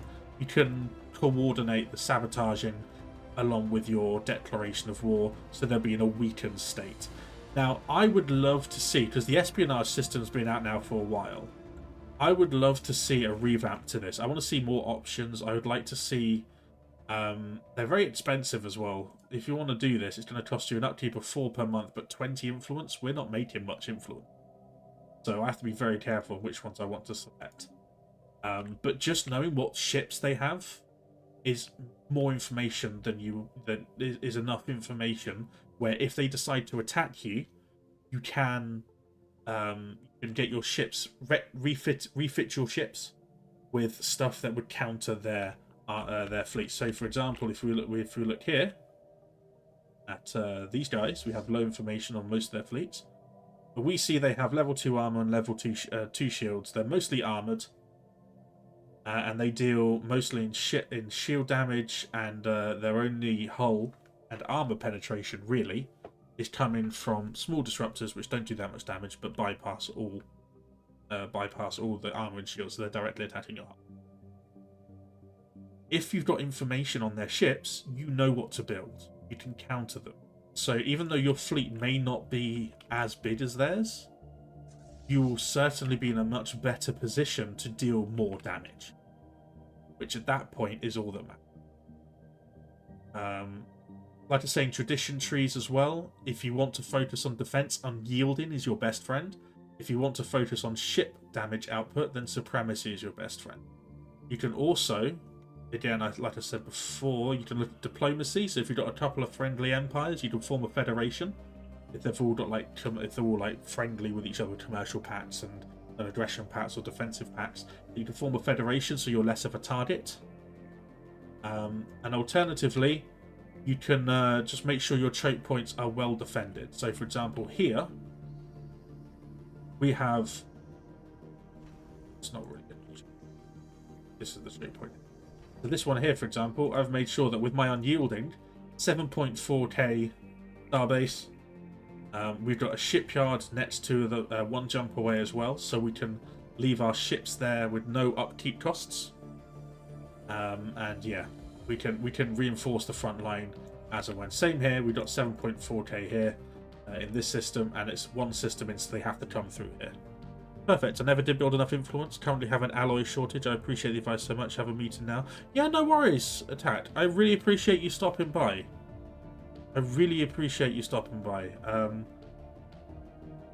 I say I love Stellaris, but I know that when you first load in, even if it's been a while, like you say, if you've come in after multiple DLCs, depends on how long ago you were, but they've changed how leaders work. Like just changed everything with regards to leaders. Do you remember when you used to have a scientist for each part of these? You used to have a physics scientist, a societal scientist, and an engineering scientist.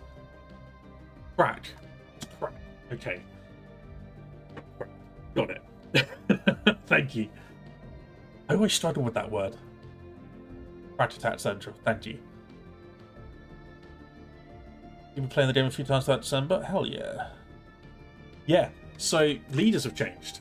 I know you got to go into a meeting, but the whole, and it changed once, then it changed again with how leaders work. And now that you need unity upkeep, not credits. You need unity to get leaders into your empire now. So yeah, it's with traits and everything, and with your government. it's a lot. It means good times. Good. Of course, yes, that makes so much sense. That makes so much sense. Good crack. Okay, yeah. It means good times and land. Thank you, Thunder. Also, welcome in, Thunder. Good to see you. Thank you. My alerts haven't been working very well, so thank you, Crack, for the follow. That's very, very generous of you. Thank you so much.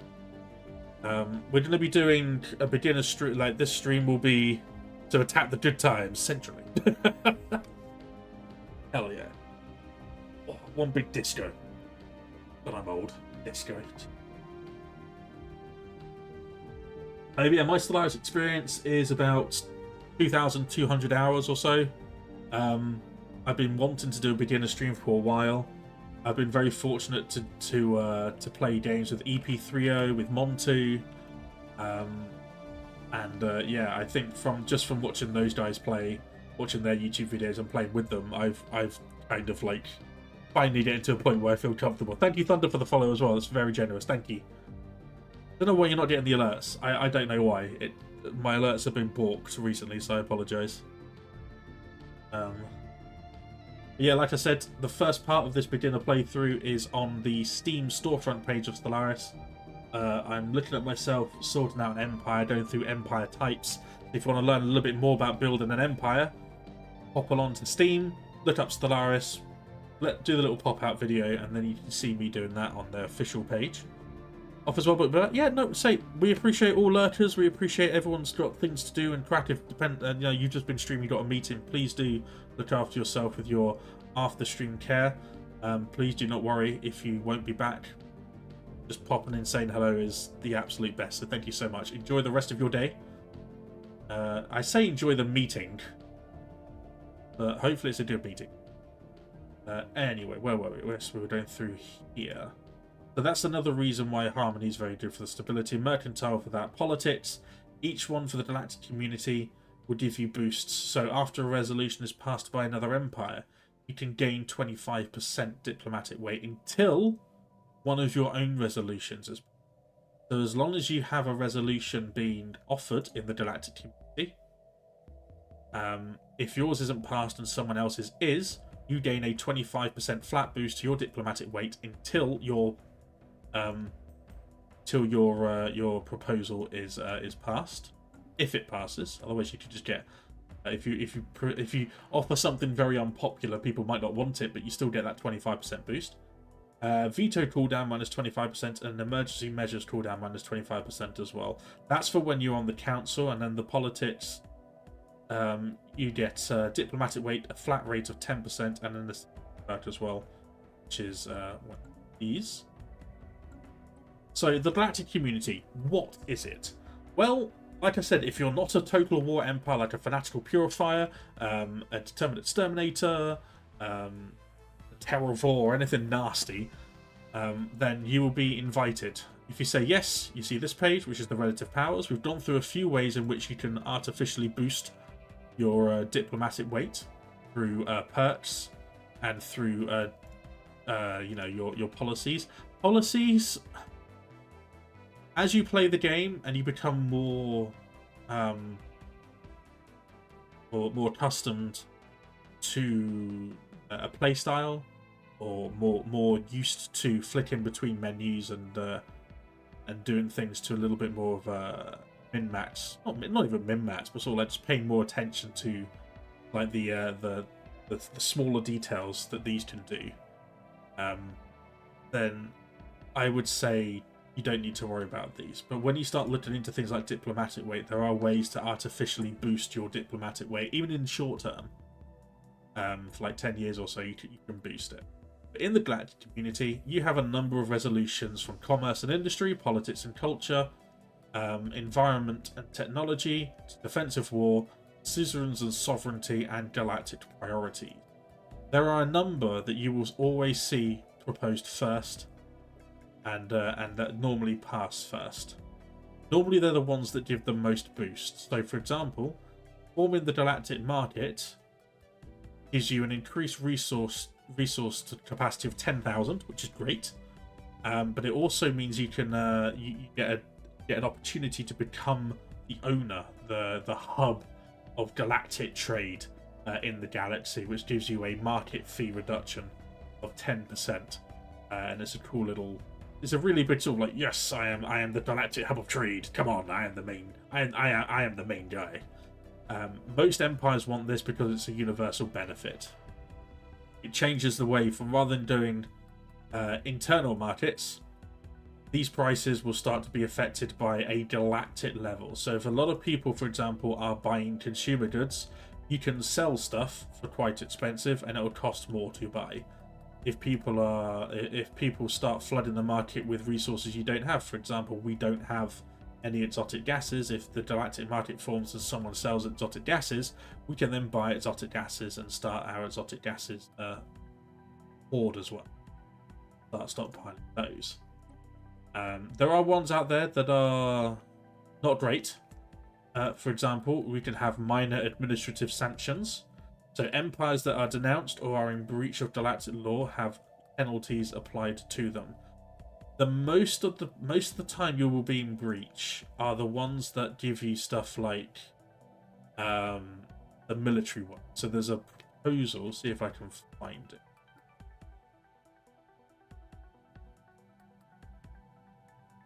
Galactic community members that are not vassals of another empire that are using less than half of their naval capacity are in breach of galactic law. So, for example, we would be fine because we're 90 out of 132. But if we were, say, 60 out of 132, we would be in breach. That means that anytime someone passes one of those what's it called? The had it a minute ago. Is it? I literally had it. They don't. Minor research sanctions. If we're in breach of the galactic law, if we're in breach of the community from having less naval cap, we would incur any negative things that have been passed. Now these can be repealed. You can repeal these sanctions, but most AI like people being punished for some reason. It makes no sense whatsoever. I suppose if you are in a powerful position and you've just been at war with someone in the galactic community, you can really, you can really struggle. So where is the one for the?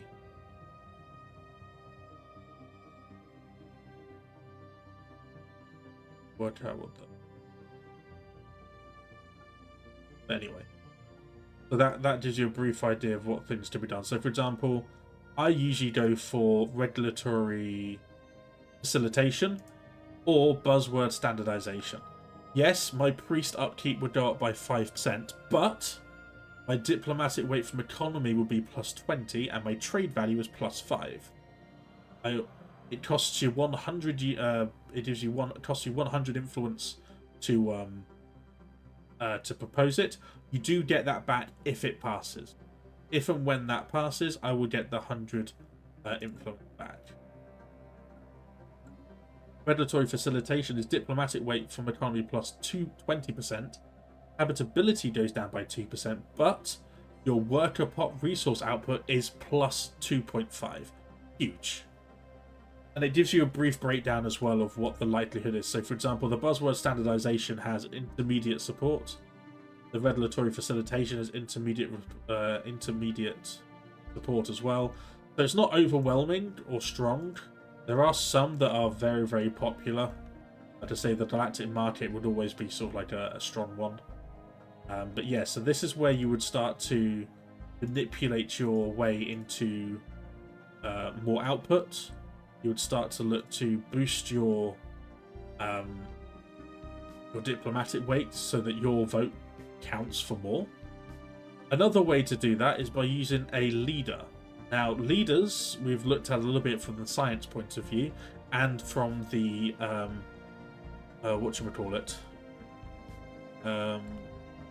from the commander point of view, the admirals. Okay, so they're fairly self-explanatory. Scientists, the ones that you look for in your scientists are ones for your government. So, for example, your head of research, you kind of want stuff that gives you council benefits.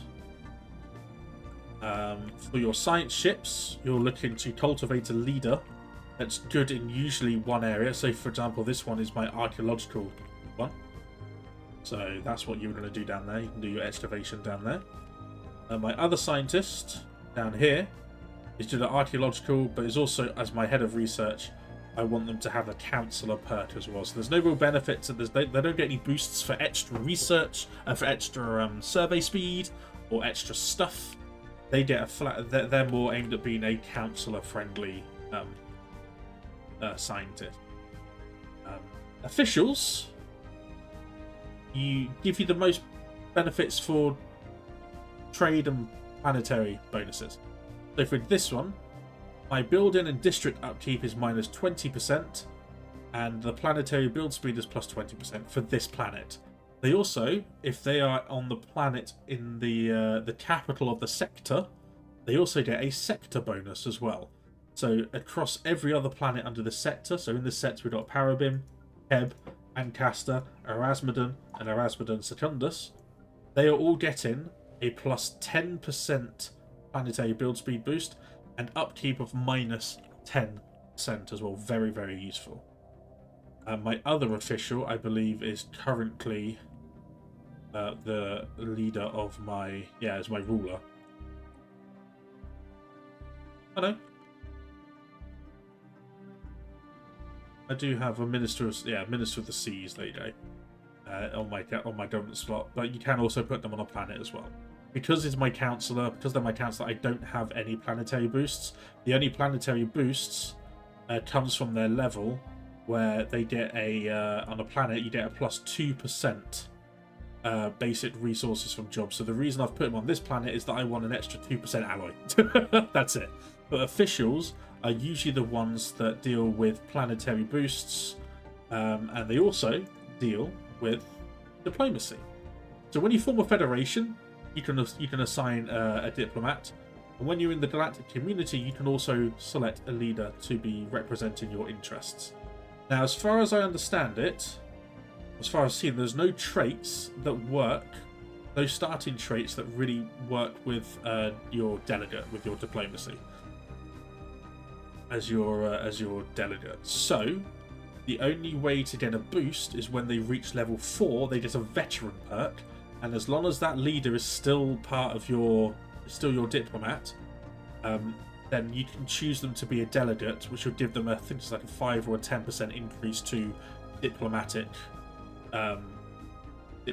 weight as well. So we're looking for a young leader. They are xenophiles, so we're gonna send you along. Pebble over there. Oh, you're militarist. Spiritualist. So I'm also choosing this one because they've got a councillor perk, which means if one of my councillors or one of my governors dies, I can just utilise this one immediately as a replacement with a perk that's already going to benefit our empire. So I'm going to say 100 now and 2 per month. Yes. Okay. So if I let it run, see how it's gone up from 1.3 to 1.4. Get an increase. Welcome back, hamster. You get an increase based on the level of the leader into your diplomatic weight. So we're going to leave this diplomat here, and yeah, let them represent our interests and continue giving us a boost. That's all right, hamster. Is the dog okay? Was it a slow walk, or was it a longer one for good reason? Prosperity. That's the galactic community. You can. It does get a bit much. I will completely understand why. If you're looking at this, it's crazy. The more you play with it, the more you get used to what these effects do. So, for example, the readied shield gives you diplomatic weight from fleet power plus 20%, extra naval capacity, but will increase your ship upkeep by 5. Those figures may not sound like you'll be at, like, they may just be numbers to you to begin with. But you'll start being able to calculate roughly, like our diplomatic weight here is going to be an extra, what, 280, nearly 300 from that. So we might want to boost our fleet power before that comes in, or once that goes in, we might want to start looking at boosting our fleet to make the most of that extra 20%. Advanced storm studies, that is again cosmic storm stuff. Security contractors, naval capacity, and mercenary fleets and mercenary enclave, and all that sort of thing. Tianti, all this sort of thing it will make sense to you. And if you don't want it to be a thing, you can leave. The only thing with leaving is that you won't be able to rejoin for 20 years, and people currently love me or enjoy me being part of the galactic community member. It's going to be a plus 50 to positive relations, as our opinion of them. So if we leave, we're going to go from 477 to 427, which might be the difference between being friendly and being receptive. Hey, Simino, thank you so much for the subscription. That's very kind of you. 7-month streak. Hey, Dolphin in chat. Hello, hello. You have contributed. Oh, this is the final time, the final day of the month for the monthly goals. If you want to see me play Hearts of Iron 4 for multiple 12-hour streams, then this is your last chance. If you want to see me play a game of your choice for multiple 12-hour streams next month, then this is your final chance. This is the only time Hearts of Iron 4 is going to be available to be done. Hearts of Iron 4 is not going to be on the offering again. It's been up for 2 months as a potential as an offer, so it won't be back. So if you want to see me play Hearts of Iron 4 on the stream, this is your only chance. But yeah, the Blacks community, you don't have to join. You don't have. You can just not be a part of it and just carry on focusing on yourself. But as and when you get used to how bonuses and how these like plus 5% and the Tianqi and how that will relate to the empire that you're playing, then you can start to invest more time in diplomacy. The hell just happened there? Simino. And a scam train. Wonderful. There you go. The scam train is back. We're going to... level 4. Straight to level 4. Really? That's very kind, Simino. Hey, Thunder got one. Thunder got one who just popped in from a raid. From Crack got one as well. Crack Attack got a subscription. Halo Killer got one. Calvin Connors got one. Shumal TV, Hubris Plus, Night Viper, Bronze L, Hollow Theorist, and Patrick the Human got one. I'm sorry to all of those people, but you've immediately started a level 4 hype train, which means we're not going to do anything. We're going to wait for this to disappear. Oh, Hamster, now that you're here, do you want to see what Dusty forced me to buy so that he could drink the souls of the damned when we play 40k games? Do you want to see the cup that I had to get Dusty? Thank you, Simino. That is incredibly kind of you, and that's pushed us to 62. 62 out of 200 subs required for Hearts of Iron 4. You want to see, Hamster? You want to see, Simino? What Dusty... It depends if you want to play... If you want to see me suffer and hate myself on Hearts of Iron 4. That is entirely up to you, Simino. I'm worried about... I've learnt my lesson about taunting chat. I've learnt my lesson from goading chat, and I've experienced it before, and I'm scared. Of course I want that. Listen, it's a lot of subs, Simino. It's a lot. I would never ask anyone, and the reason that it's a high goal is because it's a game that I struggle with, and it's probably the only game that's made me actively cry. Like, genuinely cry. Anyway, don't make me cry, please. Don't, because yeah, that it's a lot. It's a lot. So please think of yourself as well. This close to Christmas, please think of yourself. But this is the... Get ready for this, by the way, folks. And let me go to the break screen, since we're on a mini break. Yeah, you probably shouldn't. This close to Christmas, you probably shouldn't. Oh, it's going to do all the noises again now, isn't it? So... yeah, it's going to do the pings, I'm sorry. So this is what Dusty... This is what I got Dusty... Well, this is what Dusty got for me to drink the souls of our enemies. Is a 40k inspired, like, goblet thing. Which is... It looks amazing. It looks really cool. It's like made out of nuts and... It's like got that nuts and bolts sort of like... Mechanist sort of feel. So whenever we drink tea in a 40k game, it's going to be made in this goblet. It's going to be supped from this goblet. I don't know if it's going to taste better. I don't know. But yeah, it's going to sit next to Dusty and Sir Fluffington's for now. It's Dusty and Sir Fluffington. It's going to sit there until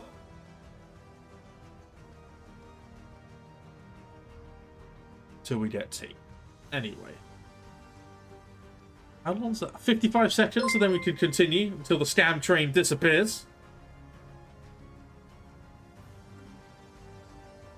I realise as well, we've played 1 year. We've gone into so much detail about stuff.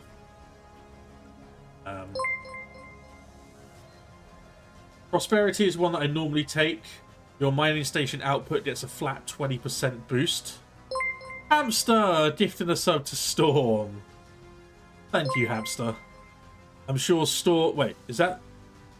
Is that just a random storm?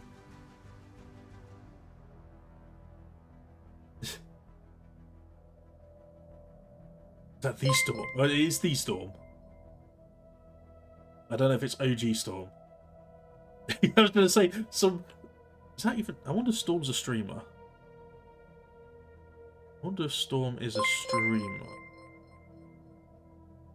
Let's have a look. Storm is a streamer with 1.3k followers. Wow. Ooh. Hasn't streamed in a while. Why is that thing still going off, by the way? I'm so sorry. Simino! You've made my camera go out of focus.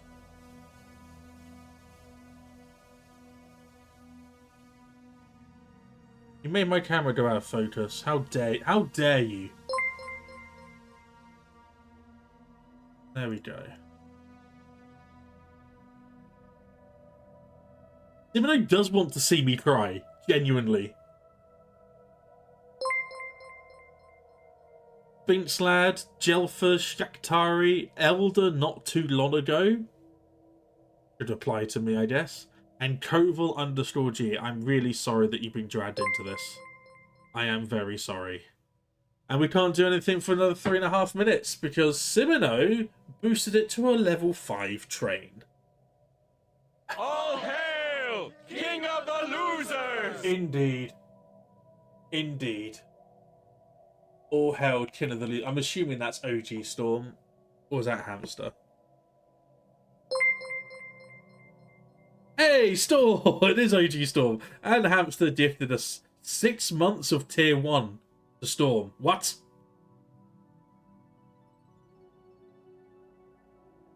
Hamster!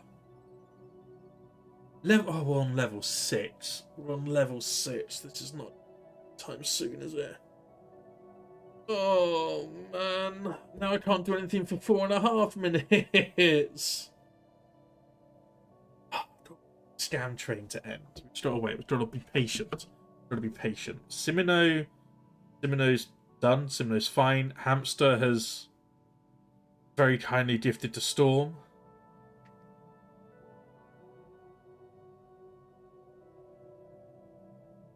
It's fine. Busty is there as well.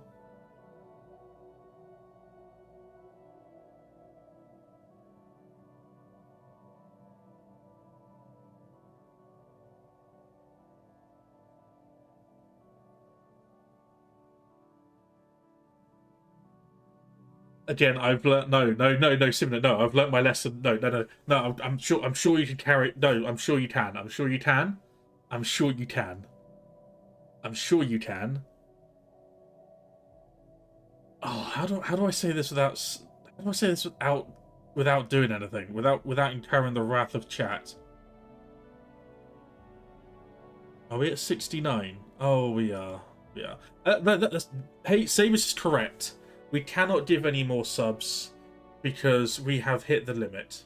69, we can't ruin that. We're on the nice number. Yeah, nice. We're on the nice number. Hearts of Iron 4 is an awful game. I'd have to say it's my least favourite game I've ever played. It's the...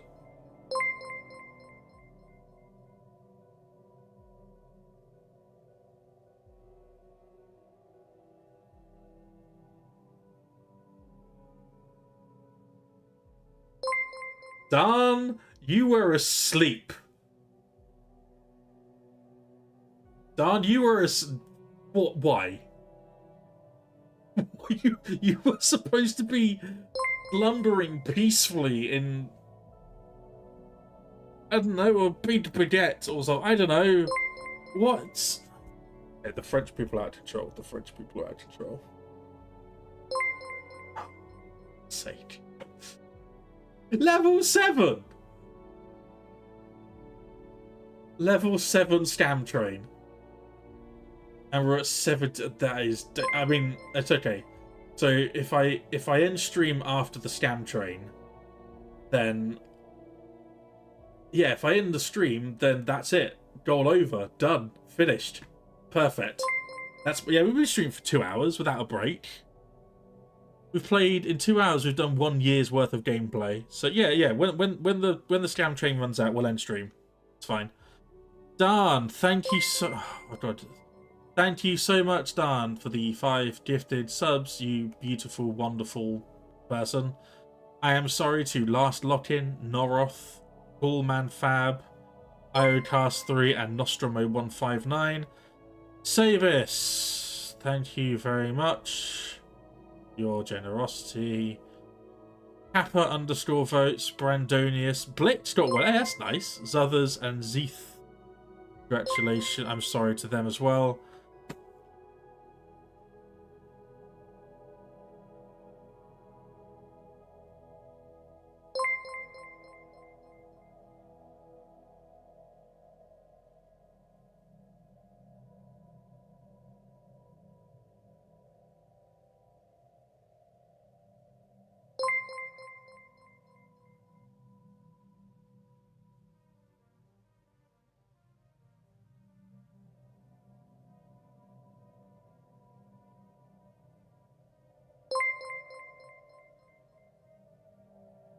That's insane.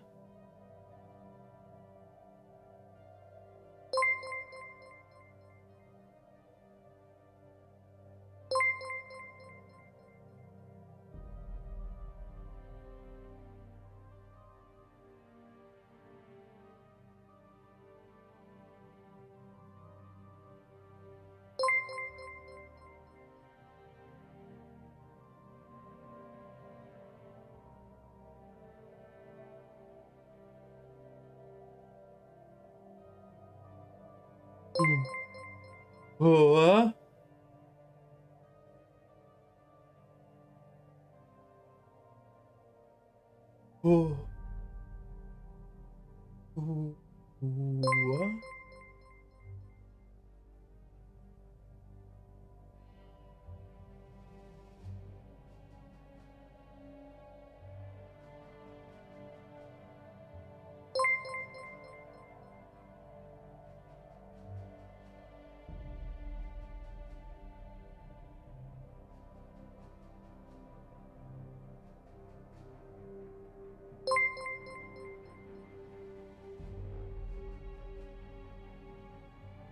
Fuck.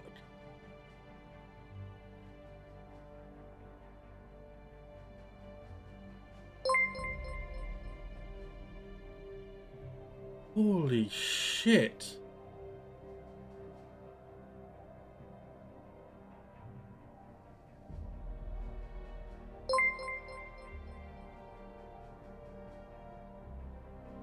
Oh my word.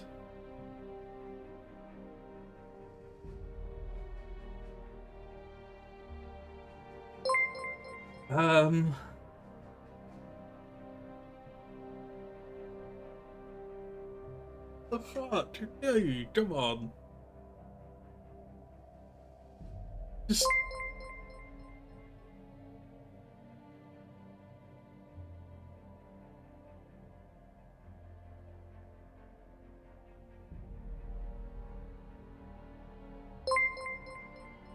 That is unbelievably generous from every... Thank you, Oh boy. I can't even scroll all the way up to see the names. You've broken my chat wheel. You've broken my chat. On the right, you've broken it. I can't scroll up. I can't scroll up high enough. You've broken my chat. I can't see everyone's name. What the fuck? And you've broken the record. Apparently we've got a new record on the scam train as well. Storm, Hamster, Simino, Darn, Sabis. What the fuck?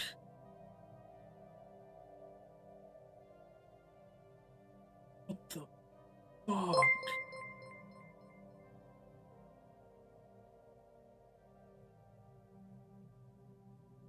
Oh.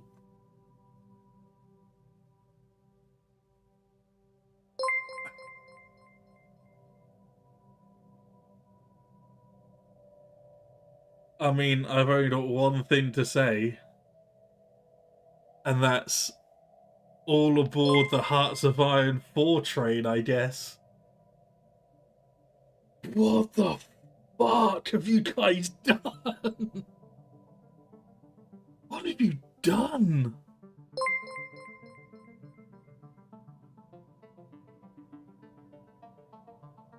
Okay, yeah, ignore the scam train now.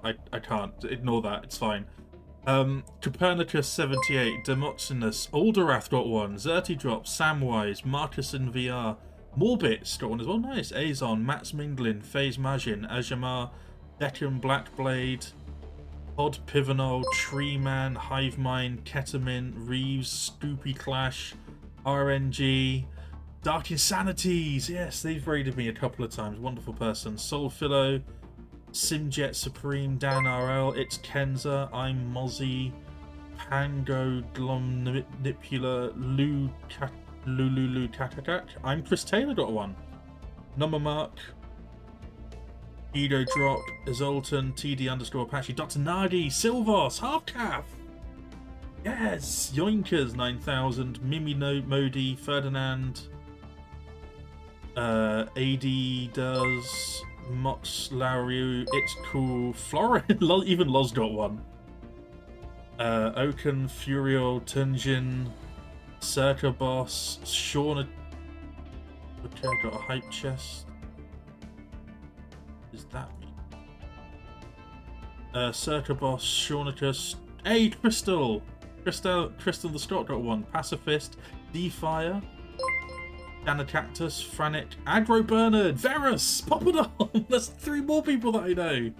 Obixto, T'Chow, Ketch W, Witchy Dead got one, Confused Fire, Flurry, Agony, Duffman Power, Rizwa, GL, Garrier, Zermush, Impatient Ben, yes! 3069, Socks, DMI, PRX, Cersei the Mage, Pepper Dichi, Temenik, Veronsk, Kiwi, Zizu, Kinflow, Tia Gaming, Bill Hot, Stupid Name Taken, Golden Phoenix Traveller, Sladico Boy, Molnard, Sergeant Matt got one, nice. MJ Stevens, haven't seen MJ Stevens for a while. Dashamak, Kimby, JZs, Eldrax, Nato, Pleb, Poud underscore RR. Hey, nice, Poud got one. They popped in recently. Erigin got one. Nice. Just Win 1990 AZ Tech Aztec Strategy got one. Nice then. Hot Milk, Herds, Simba, Izumu, Sir Twicke. Nice. They recently subscribed a few days ago with Prime. Weird. Imnazi, Coded, Kendrew, Izzy got. Oh no, Izzy got caught up. Uh-oh. Kiki, Not Hop, Not Hoop, Spreen Top, Acri, Embers of Dynasty got one. Nice. I think Embers popped in a teacher from Simus' stream. ASDS, Mitch Watch, Hattlin Hatcheru, raided us a number of times. Wonderful person. Very talented artist. Orlando, Nerdsay, Shrieken, Nice for Zahir, and Al Ramirez. Oh. And Simino as well, and Noble with the 100 bits.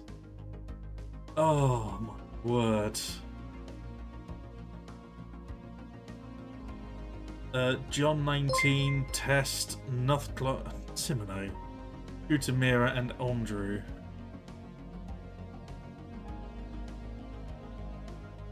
Jesus Christ. All that for a drop of blood. Oh, you sent a message. How many bits for you to play as a hive mind animal protector? I don't know. Oh, man. Holy shit. Okay, so we're playing Hearts of Iron 4. And it's only fair, I think. Storm, Hamster, if you want to get together and choose a game for me to play as well, we'll count that as the donation goal done as well, because that's insane. Oh, I have to double my Elden Ring time, don't I?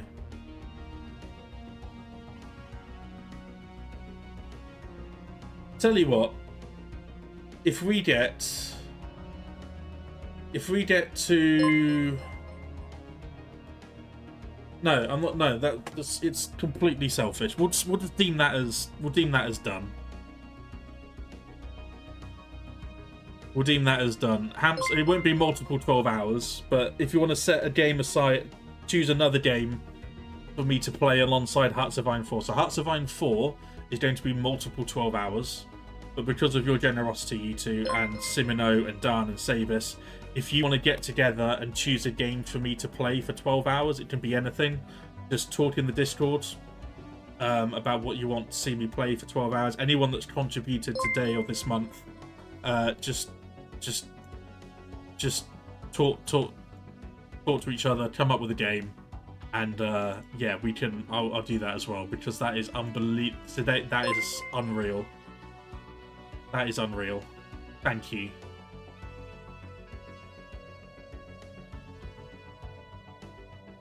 Oh, it's 4-player co-op. Okay.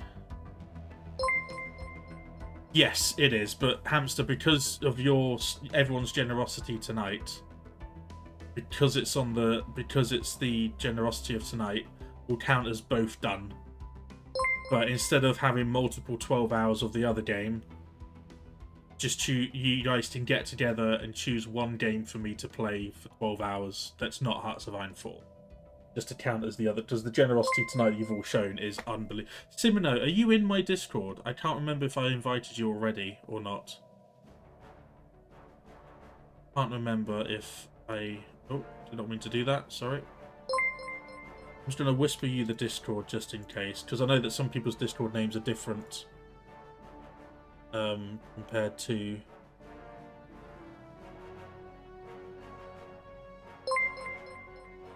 I'll whisper it to you in Twitch. You know, I whispered you in Twitch. Oh my god! When my hair gets long, I twirl it when I'm really sort of like anxious. That is unreal. That is unreal. So if you want, yeah, I sent you the link in Twitch Whispers. If you want to join through that link, then anyone that's gifted today or throughout the month, have a little chat in, I would say do it in Game General Chat. Game General Chat. At the bottom of the text channels. And, yeah, have a little discussion there about what you would like me to play. And I'll do that. I'll do like a 12-hour stream of a game of your choice. You want me to play Hearts of Iron 4 forever?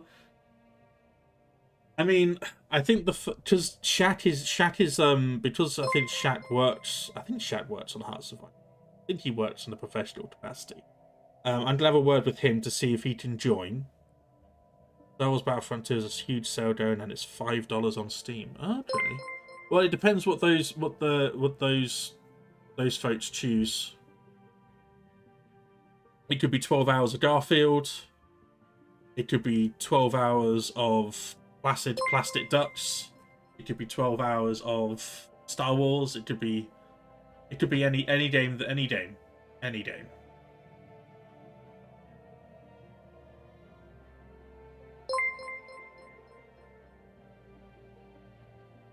Yeah, anyone that's contributed this month. Yeah.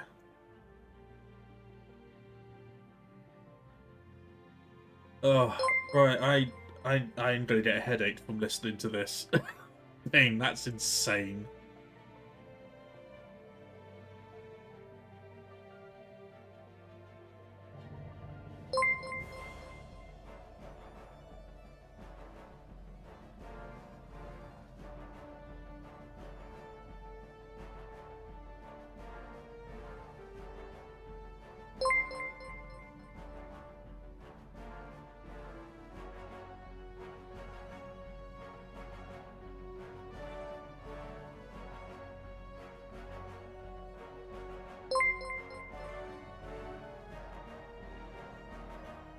Oh. I need a break. I need a lie down.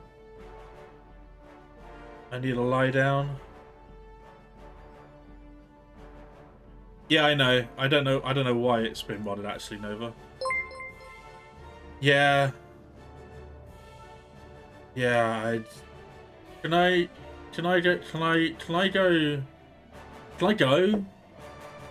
Oh, my camera's messed up. Even my camera's like, dude, like just. I'm gonna.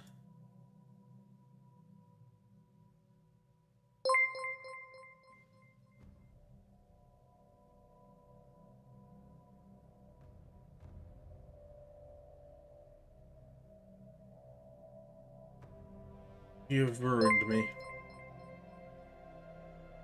You have. I can't. Yeah. Yeah. Yeah. It's gonna be it. Yeah. Yeah. Yeah.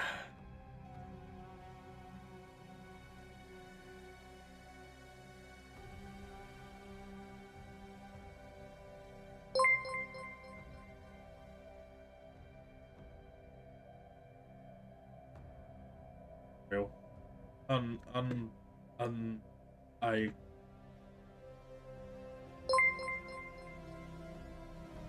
I'm probably gonna have a cry downstairs. I'm gonna have a little cry, and then we'll get right back to it, I think.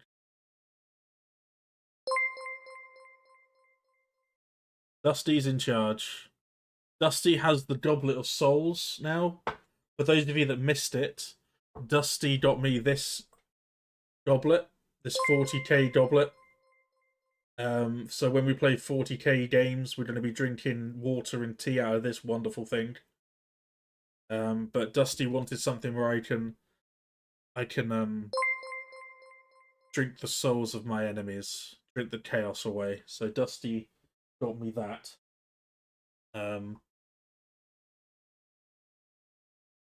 Fully with hot cheese and dolphin is online today is a good day. Nemesis, today has been a day. A day. A day. And it's not...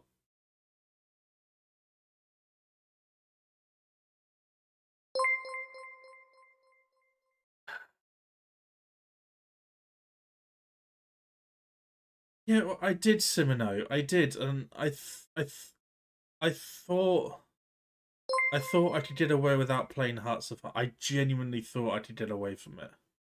I thought if I make the goals stupid enough, then I won't have to worry about playing Hearts of Iron 4. But I can say that I gave you folks a chance. I can say, well, not my fault that we didn't hit the target. I made it available. And here we are. Here we are. Also, I'm going to also say this. Next month's goal is bonkers as well. I'm going to have a word with Emma, artist Emma, and I'm going to start from any subs that we get, say from over 200, will also count towards it as well. So at the moment we're at 34 for next month. We're going to start it at 34 for next month. Any sub that I get next month is going to be a mile added to a road trip. So if say for example we have 34, we start with 34 subs, that's a 34-mile road trip. So we'll plan a road trip to go somewhere for 34 miles. That will take us somewhere that I can like show you around, or like we could do something while streaming. If we hit say 234 subs next month, then I have to drive 234 miles.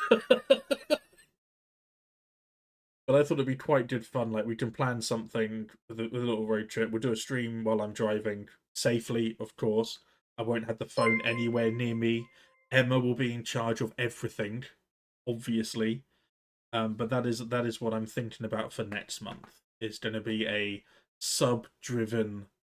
No, that don't worry, Sabis. I'm thinking ahead. Don't worry. I know how much it's going to be if it gets out of hand. Don't worry about it. I know. But first of all, we got to get Hearts of Iron 4 out the way next month. Oh, shit. Oh boy. Right. Anyway, break time. Storm, Hamster, you're in charge. Storm, Hamster, you're in charge. Look after Dusty. You do report to Dusty, bear in mind. But yeah,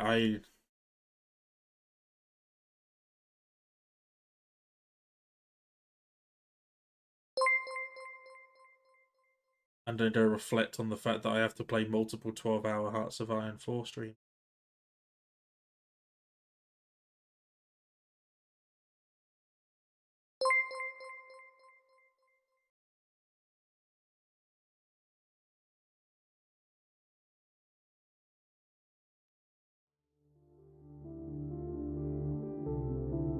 Bling.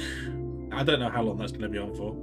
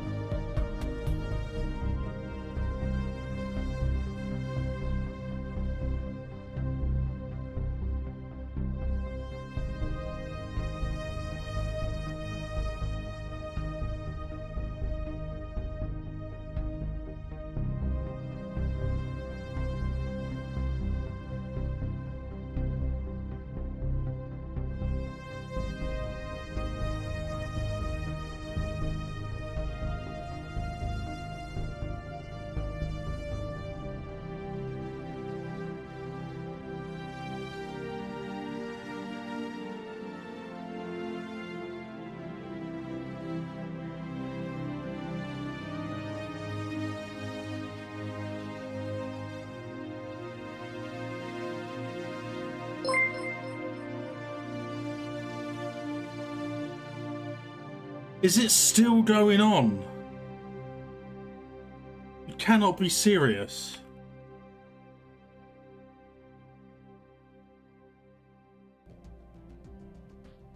Simus!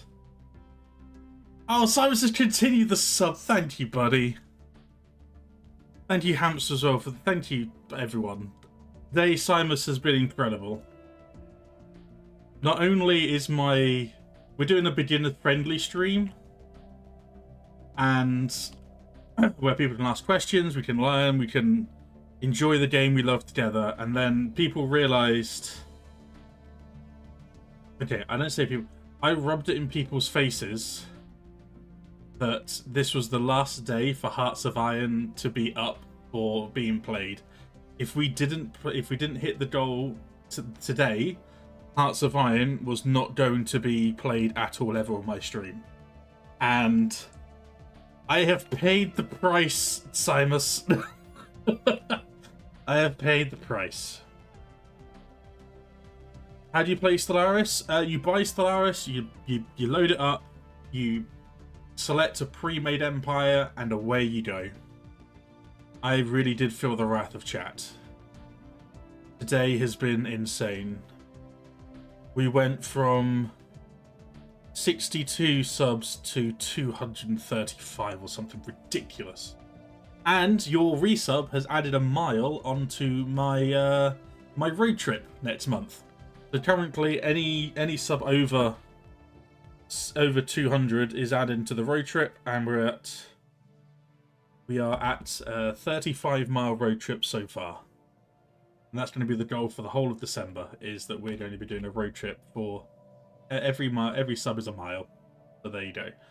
Simus, I am also on the Stellaris storefront page with the first part of my beginner-friendly stream.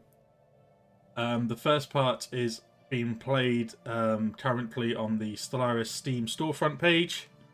So if you go over to Stellaris on Steam and you scroll up, I don't know if it's still live now, it might be.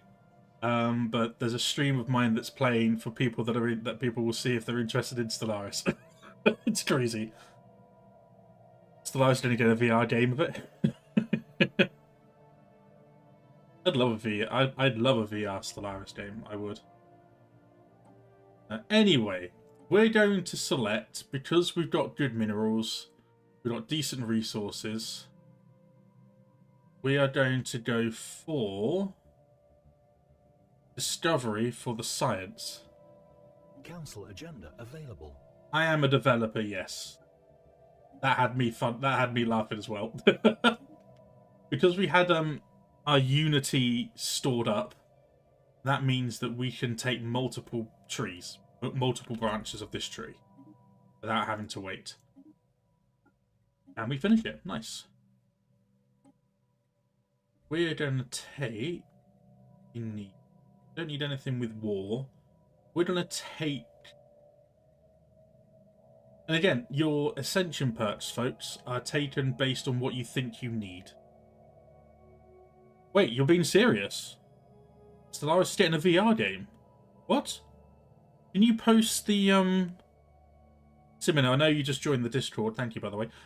Can you post the link to that in video sharing if you haven't already in my Discord? So I want to have a look at that. So your Ascension perks, like we said before, went through before, they're very powerful buffs to your entire empire. We should have taken psionics. Whoops. We'll take psionics next. These are going to be made up of what you need, what you want, what you think you need. Do you need more naval capacity and a bigger fleet command for your fleets? Take galactic force projection.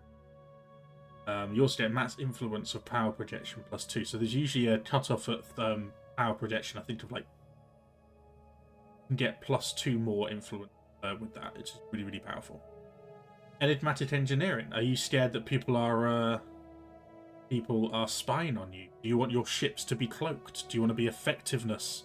Want to be an effective encryption and spy network? Then keep your technology safe. Then you can do enigmatic engineering. Do you want to, are you worried that the end game is popping up, or that you have too many empires that are currently negative relations with you, or you want to boost your diplomacy, your people's opinion of you? Take Defender of the Galaxy. Normally, people take this near the end. If they have a spare slot left, if their fleet's a little bit weak, then the endgame crisis could cause a bit of a problem. The extra 50% damage to endgame crisis factions is very, very useful. Interstellar Dominion. If you're a hive mind especially, and you're robots, and you're someone that wants to expand very quickly, then you can take Interstellar Dominion, where it just costs a lot less to build your star bases. I didn't give you how many bits that is first, Nova. I didn't give you how many bits. Star bases. Do you have too many star bases? Do you need more star bases? Do you need more naval capacity from the anchorages? Do you need? Do you have multiple choke points that need locking down? Then Grasping the Void gives you extra 5% starbase capacity. Galactic Contender is a really good one. It gives you 20% diplomatic weight. And also to Fallen Empires, Awakened Empires, the Gates Builders, and Void Worms, you get a flat 33% boost. So those are sort of like the mid-game crises that can spawn. And it gives you a boost in the Galactic as well. Consecrated Worlds is a good roleplay one to take if you're a Spiritualist. You can consecrate 3 planets, uninhabited. You gain increased Spiritualist ethics attraction and empire-wide immunities, as well as unity generation. Scale into the spiritual significance of the worlds consecrated. So if you have a Gaia world, for example, 100% habitability. If you have a planet of your home world type, of like an ocean, for example, in this case, you will gain more unity and more everything. If you do a tomb world that's 0%, you won't get much. Was 100 not enough? Well, I don't know. We might do that as a YouTube playthrough. To be honest, Nova, I'm thinking about more YouTube content. Mastery of Nature is one when you start to realize and start to appreciate how important districts are. When your planets are full, you get you can take Mastery of Nature, and you have a decision in your planet here in your decisions, and you will have Mastery of Nature as an option, and you can give yourself. So here for example. We are maxed out on all our districts. We have 0 districts left. If we take Mastery of Nature, perform the decision, you can gain 2 extra district slots that you can, use to open up the last lot building slots with a city district. If you need some more minerals, or in this case, it's an alloy world. Sorry, that's our empire capital, so we can pump out some more credits or some more food. Forge worlds. I usually use Mastery of Nature if I've got lots of decent forge worlds, so that I can then give myself extra districts with more alloys, more consumer goods, and be okay up there.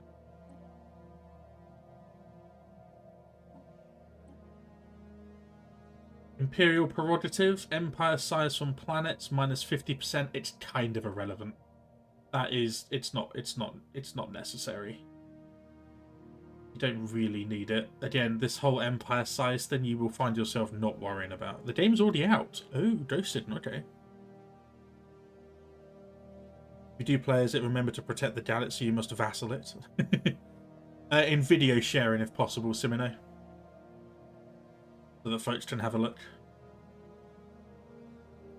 So yeah, the official capacity +2 is decent, but again, once you get to the point where your leaders are you're over your leader cap, it's usually because you can afford the increased up. So Imperial Prerogative for me is one of those ones that needs to... Executive Vigor, again with the edicts in the government here. We touched on edicts last time. It's the extra 100 helps you early, but these scale with your empire size, and you will find yourself never being able to afford more than 1, or maybe even afford 1 being under your edict capacity. Because already for research subsidies, it's going to cost me 116 unity. So if I activate, even if I deactivate Veneration of Saints and Fleet Supremacy and activate this, it's still going to cost me 50 unity or thereabouts to play that. You will realise that later on these become more. If you have a planet that's focused entirely, in my case, I'm going to have a temple planet.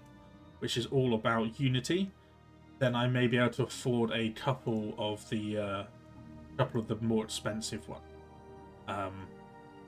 Yeah, you will find yourself activating a lot of these near the end, or once you've completed all of your tradition trees and ascended a few planets. Transcendent learning, that's the one I'm thinking about, because your leadership experience gain is plus 25%, which means the leaders, which have finite lifespans in our biological cases, they get a boost of 25% to leveling up. When they level up, you get an extra trait pick. They gain more experience in the council, for example, with the Minister of the Seas. Every level gets us 0.3 anglers and 0.2 pearls. So this one's level 4, so we are getting an extra 1.2 food from anglers and 0.8 from pearl divers. No, Simon. Actually, I did speak to EP about EP3 about playing version 1 of Stellaris. I want to see what it was like back in day, because I never had the experience of playing Stellaris as it was all those years ago. Version 1, yeah. I want to play. I want to have a go at version 1. I want to see. I want to experience it. So for our Ascension perk, a shared destiny as well. If you've got lots of subject empires, it could be decent. And again, available envoys is always a good thing. But yeah, we're going to take Transcendent Learning. We're going to get our leaders buffed. Panic Hive Mind. Okay. Well, I can protect the galaxy if I'm Hive Minding. Now, onto the war. So we're just going to meander our way through, take back the stations that were lost, and catch up, hopefully, with this fleet, which is going to sustain more damage against a fairly decent stuff.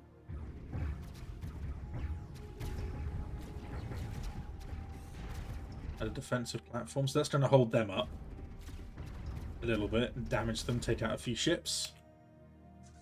This one is on its way. Uh-oh. So usually, when this pops up in your bar, when it says Embassy recalled and research agreement broken, that usually means the Empire has taken a more negative interest with you, and it's worth looking out for. The reasons why, we don't know. We do not have enough intel, so what we're going to do is, it's routine difficulty. We're going to stick a snail in there as a spy network and try and find out why they don't like us, why that suddenly changed. What we're going to do as well, we've got 2 star bases left. We're going to upgrade this one. We've got plenty of alloys, and this is going to be a new defensive star base. This one is going to be a new shipyard as well. So we're going to find out why they don't like us. Normally, if we had good relations, we could get a breakdown of why they don't like us. But because we don't have a good enough relations with them, or intel on them, I should say, we can only guess. Normally, it's because they're rivaling someone that we are friendly with. If they've got multiple rivals. So yeah, they've got multiple. They're rivaling all of our friends at them. That could be why. Bit of planet management as well. Like I said, keep an eye out for the worker unemployment. If you don't have a space to stick them, then you can move them to a different world. One of the biggest mistakes I made. Yes, how did your PC go, by the way, Simon? How did your PC picking go? Did you manage to get what you needed? Go through and see what you need. Do you need more food? Yes, we do. Oh, we do and we don't. We've got 4. We've got plenty stockpiled. But this one, this planet, this predatory plants, just society research from jobs, plus 10%. So we're going to stick some more research down. To generate a world, but we have only 1 housing left. And we have 1 unemployed pop.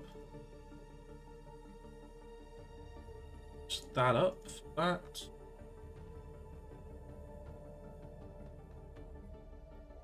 And we're going to build a city district, which gives us 5 housing and an extra building slot as well.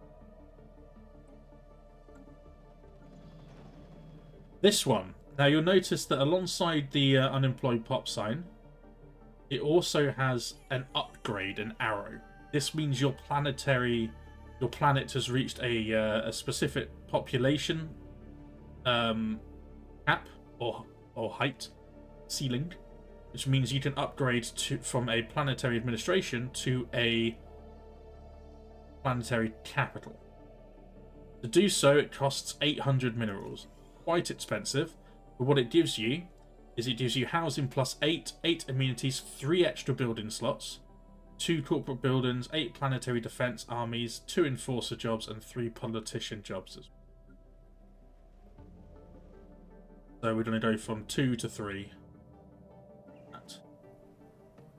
This is probably going to be our temple world, so we're going to build some more temples there. This was our consumer goods. Don't have much in the way of space there, so we're going to go with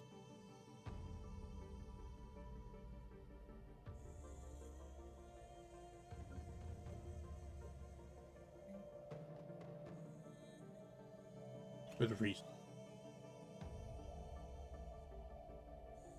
This planet's going to become a problem because it's so small. We're going to have to look out for these feature removals. So we're looking for submerged. Looking to get rid of quicksand, sinkholes, yeah, and impassable mountains. Those are the technologies that we're looking for to remove those blockers.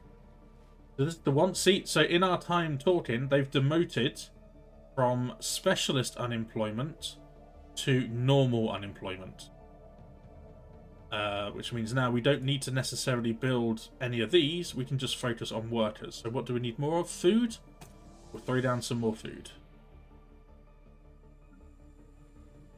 We are going to have to start looking for some clearing blockers, I think.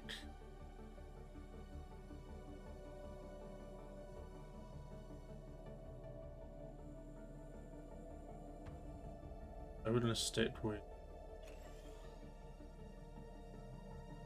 So now we've got some planetary building going on. Remove one of us. Eats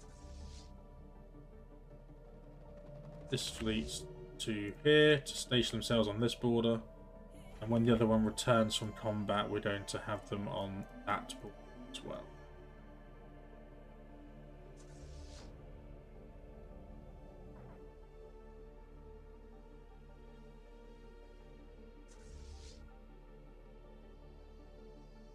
Fleet engaged. Give them a broadside. We have more. Yeah, they retreated. If in combat, if again we wrote it down a little bit last time, but look here, you will get an idea of what was lost. If your intel is good enough, if you've got a decent, sometimes you just don't know. Sometimes if they're espionage level or they're taking certain attention perks or technology stuff that makes it more difficult to get information, sometimes you just can't see it. But they lost 1 destroyer, 1 corvette, and 1 frigate. We lost nothing. We took some damage, but nothing too bad. And if you hit that, it will go to the nearest starbase, allied or your own, to repair. That fleet did disappear, but they will be coming back because it wasn't annihilated. There are certain ships and certain technologies you can take that make it harder. Certain things in your Admiralty that can make it harder for ships to run away. And make it easier for your ships to escape. And oh, those guys again. These guys are now angry at us. So we don't have any. We grow ever stronger.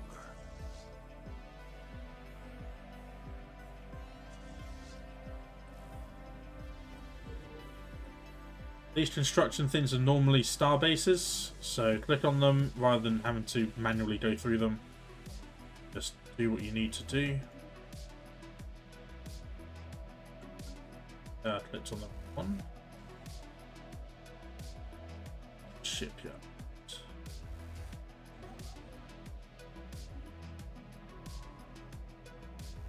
Oh, we're cracking the egg there, aren't we? Oh. Wait, is that my head of research? Oh well, never mind. We'll see. That could be the greatest defensive system in the world. We're gonna go for ion thrusters because it increases our sublight speed. Council agendas, again we touched upon them last time. They give you bonuses while they're speeding up, while they're being set and debated on. So here, for example, we're having a little bit of issue with that empire, so we're going to go for impenetrable border to give our star bases a little bit more sustainability when it comes to damage. Do a little bit more armor, a little bit more health.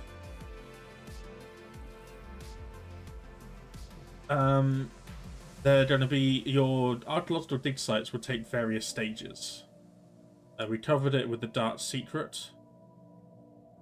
Was the remnants, I think, was our one. Was it? Shoulders of Giants. That's it. That's the one I was trying to.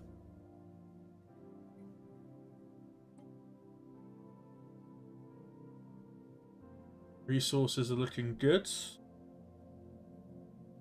Mining world can be upgraded. We're definitely going to do that since that hit 5. We have an enormous scrambled. Okay. That would give us food from jobs plus 4%. No.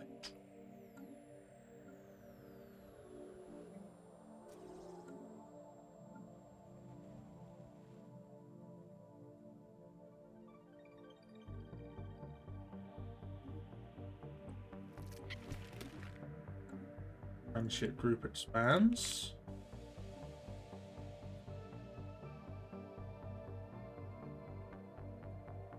This is the defensive. We grow ever stronger.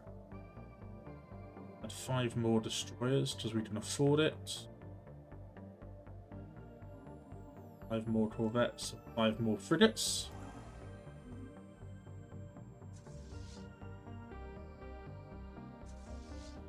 That to aggressive again, so it's going to follow fleet.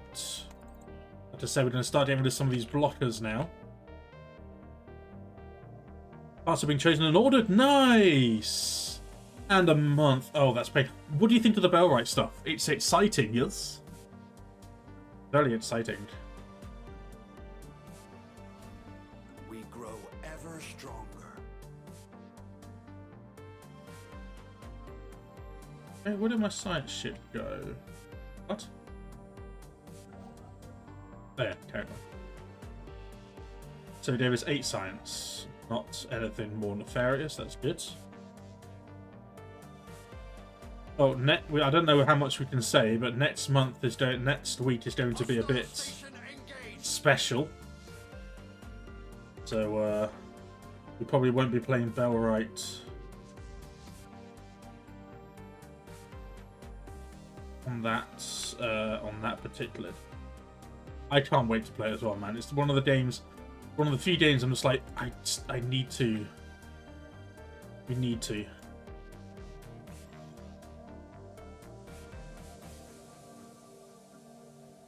Absolutely, we just have to.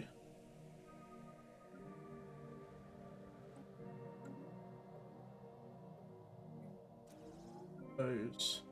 We have cleared the path to new lands. The generator.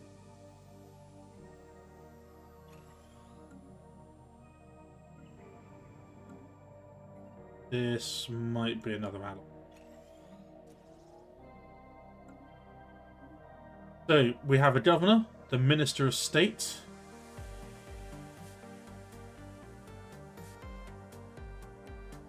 Who is governing on the aquarium. So this is the capital. Okay, this is our capital. So when you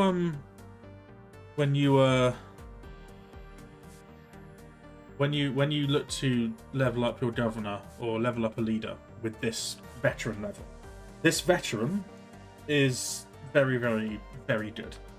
So because they're our minister of state already, which means our minister of state is here. They're already given us a pop growth speed of +3 and food from jobs +10%. What we can now do, because they're a councillor, we can make them an advisor, which means that as an empire effect, we get 5% trade and 5% population upkeep reduction as well. So we could go advisor and give us a very powerful governor. Normally, you can do that especially if they're if they're popular and they're looking to be elected, then that bonus would carry over to the revered elder as well when they get elected. You could be an ambassador. So that's the trait I said. Delegate, sorry. Delegate is the trait I said that when our galactic community guy, envoy, when our little guy here, the delegate, Bluet. If Bluet upgrades, gets to level 4, then we're going to make them a delegate. Because Fizz is currently on our government capital, we're going to make them an industrialist. That means our specialist resource pop output is +5% on our capital planet, which is all of these. And our pop immunities usage is -10, which is great because we've got the highest population here. Also, because they're a sector governor, they also have half across all the other planets as well. So all our planets get a slight buff. We're going to make them an industrialist. Just so you can see. You look at the numbers here.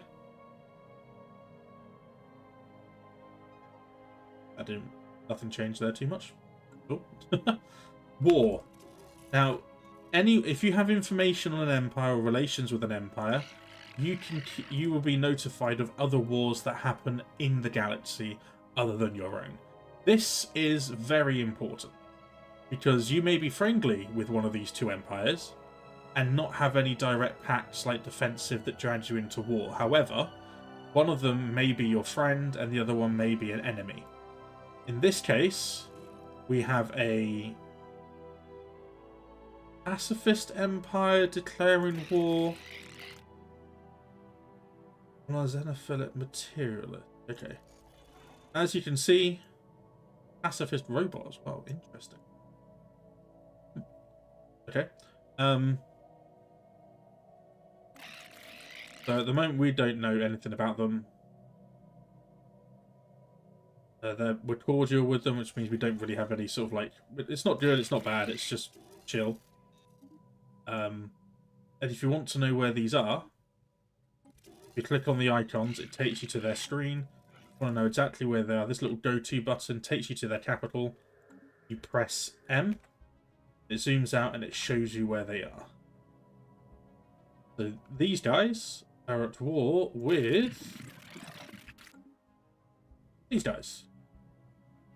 So it looks like they're in 2 wars now. That's why the pacifist has declared war. They are taking advantage of wars that they are already in. Excellent. Excellent. Oh, of course, it's Sin's Empire, the Chronomancers. I forgot about that. God damn it. So yeah, that's why it's important to keep an eye on especially like the wars and stuff. The negotiation pacts and all those other pacts that they make, you can essentially ignore them. The ones you want to look out for are the rivals, and to begin with, and the war declarations as well. Keep yourself apprised of what's going on in the galaxy, of any significant potential changes of land or empire. So here we are. We have our first leader retired. Minister of the Seas, Scour Chesil, served the Empire for 53 years. Resigned due to a deteriorating mental state. If a leader dies who is on the council, you will be notified by this icon. It means that one of your councillors has died and needs to be replaced.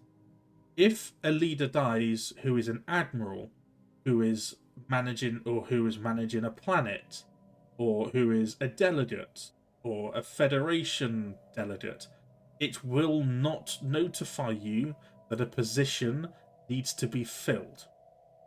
The amount of times that I've gone through, I've had a leader die, and then panic because I don't know if that was a leader on a specific planet giving me a specific boost. I had to spend ages going through the planets going, right, okay, I think I had a leader here. No, that leader's alive. Did I have a leader here? Wait, that leader. Is that leader alive? No, wait, that leader moved on. It can be a little frustrating. That is a quality of life choice I would like them to make, where when that little box pops up, it has like a go-to button like we see here, and it just takes you to their last filled position. Just so we don't have to spend ages, because in the late game, you will start looking for leaders with specific traits. You'll be looking for ones that give you increased forge bonuses. You'll be looking for leaders that give you increased trade or increased mining output, an increased factory output or research, for example, with your scientists. If your science ship here, for example, isn't doing anything and everything has been explored that can be explored, you can essentially retire your scientists to a desk job, and you can move them onto one of your tech worlds, for example, which is going to be this one, and you can have a scientist on there giving you a research bonus output. But yeah, just be aware that when leaders die, only councillors will have a button you can click on that says there's an open position. So, what do we do? Well, we're looking for a Minister of the Sea, which, as you can see, is available for an official.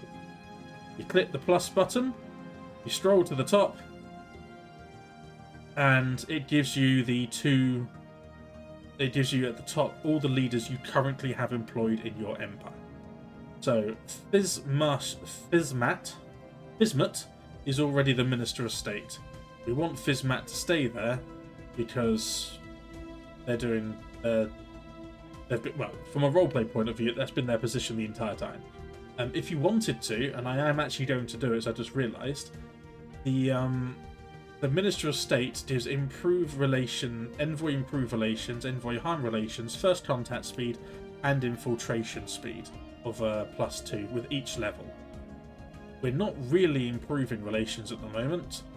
Infiltration speed, everyone is routine and it's kind of like not urgent. Our Minister of Seas, however, deals mainly in consumer goods and food. Our food is -50. Our consumer goods are only +3. So what we're going to do is we're going to move Fizz across there.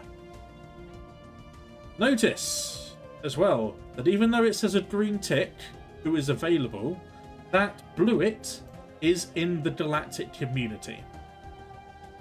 If you take Blueit... Actually, I don't know, actually. Will Blueit be able to do both? Let's have a look. Yes, okay, so Blueit can actually do both. I did not know that. That's something I've learned as well. Delegates can also be council position. So we're not going to waste any... We're not going to spend any Unity getting a new leader unless, like I said before, there's one with a specific trait that we're looking for. So, these are all the leaders in your empire. Recruitable leaders. The pool refreshes every 5 years.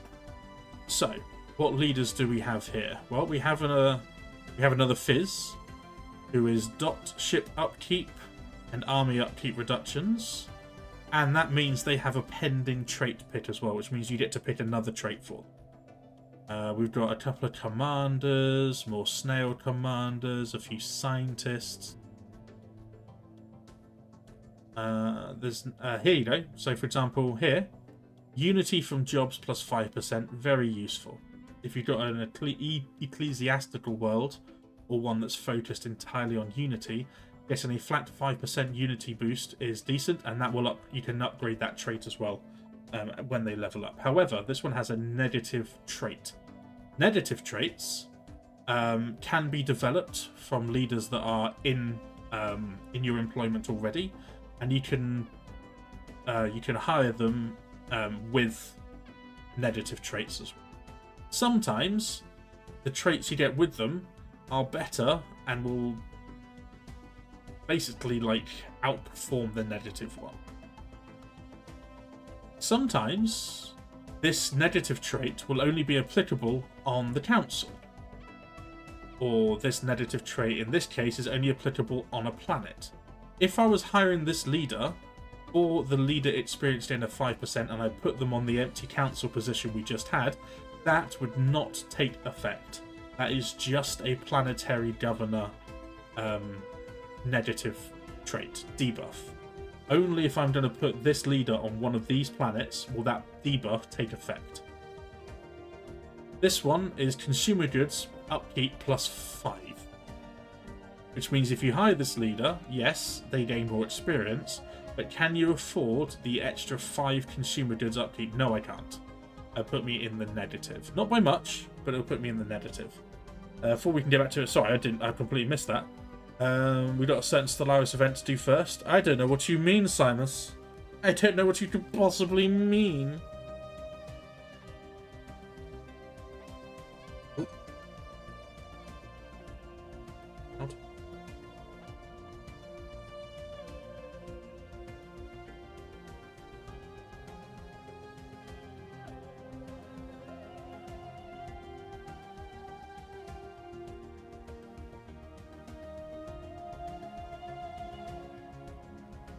Silas, get out! No, Silas, stay. So in this case, we're not going to hire a governor because we filled the council position, and there's no decent-ish planetary. Well, we could probably take a risk on that one actually. Yeah, we'll take a risk on this one. We're going to hire the leader. If you hire a leader and you're going over your leader cap, it will tell you that you're going to incur more upkeep costs. It will tell you that. So we're going to go back to our government. Our Minister of State, we don't really care about the happiness. It's going to be this one. And now we get dot ship upkeep -5 and upkeep armies deduction. And we get an extra trait back. Ooh. Does not use leadership capacity under level 4. Wow, I've not seen that one before. But we're going to go for spycraft because we are currently gaining espionage on this empire here because we need to know why they're suspicious. What has changed in our relationship that makes them suspicious from being cordial to suspicious? Our allies have already deemed that done and done, so we can go onwards now to actually, we don't know what. Are they going for it? No. Well, if that's 6.5k fleet, goes for it. Don't want to move this fleet really off the front lines. Still looking for those tile blockers. So Minister of State had nowhere to go. We're going to put you on the new sector. That will hopefully reduce the crime. Technology secured. We're going to distribute luxury goods to boost our amenities, to boost the stability up, and we're going to build a hollow theatre as well. Alright, rivalry. Who's rivaling who? Determined exterminators. First total war empire found. They are here. They have rivaled the Dar State. The Dar State have a defensive pact with the Tavurian independent state, the empire that's starting to question our relationship. So if the Determined Exterminator goes to war with the Dar, then these guys get involved as well. So that could prove to be a nice sort of like distraction while we try and finish up what is happening over here. I don't want to be in two wars. Our scientists level up Spark of Genius. Notice it says Councillor traits only take effect when the leader is assigned to a council position. I am very much a contingency plan sort of player when it comes to leaders. If I see someone with a powerful trait like this, research speed plus 3%, I take it. Because if my current head of research, which is level 3, are you level 3 as well? Oh, you are? Yeah. So my head of research I just swapped out now has the research speed of plus 3%.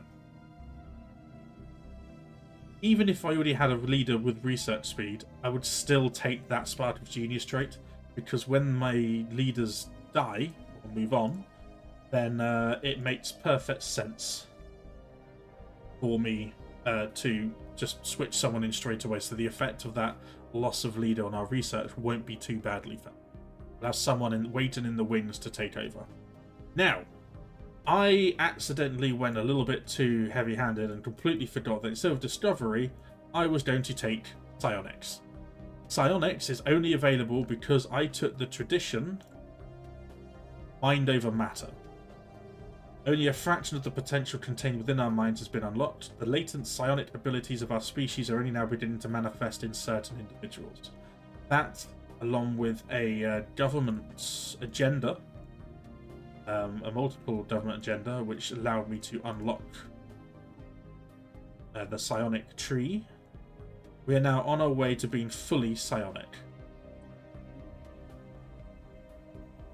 I'll allow people to read that when you next play Psionics, because it is.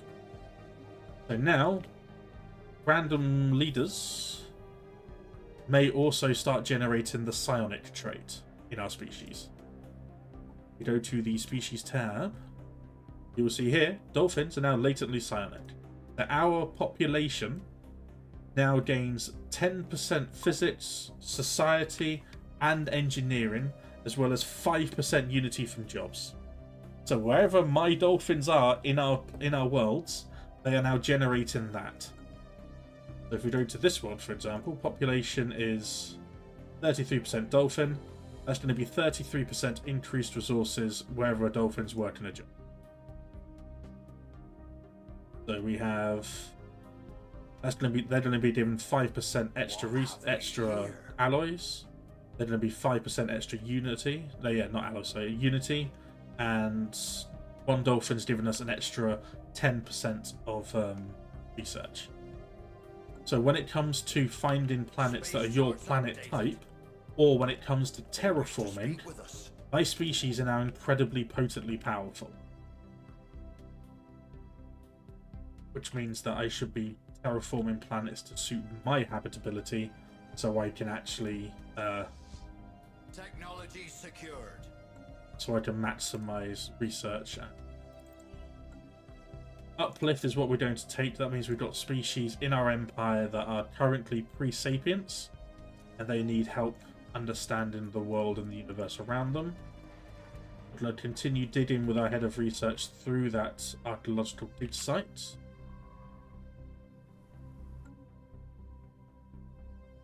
Yes, so this starbase here is 3.9k, nearly 4k now.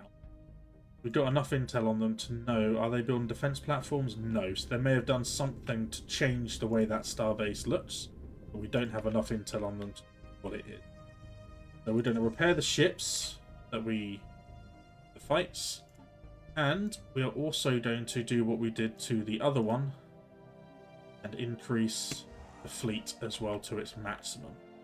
You will notice this will probably take us over our naval capacity, which is going to start affecting our credits, our alloys, basically anything that ship upkeep is. The more you go over your naval capacity, the more that you're going to suffer. Here we can spend unity on influencing how people vote. I tend to try and keep with the same revered elder, because changing it creates potentially different holes of just annoying holes to fill in our government side of things. So I'm going to say abstain, and in 124 days you can actually get a live Research complete. You can actually get a live sort of like, if you watch it, sometimes people will like lobby, depending on ethics. It looks like the person in charge is going to stay there. That thing that just popped, the big ding ding ding one, was the Galactic Market, which means that you won't always get something like that to signify that something in the galactic community has passed. Sometimes, if you're too busy doing other things, you will forget, as a lot of us always do, and things will be voted on that you wanted to not vote on, and things that you want to vote on may have missed the proposal queue by a couple of hundred votes because you forgot to put your weight behind it. The galactic chain is a different one because it now means that if we go to our capital decisions, we can now nominate ourselves to be the Galactic Market Hub.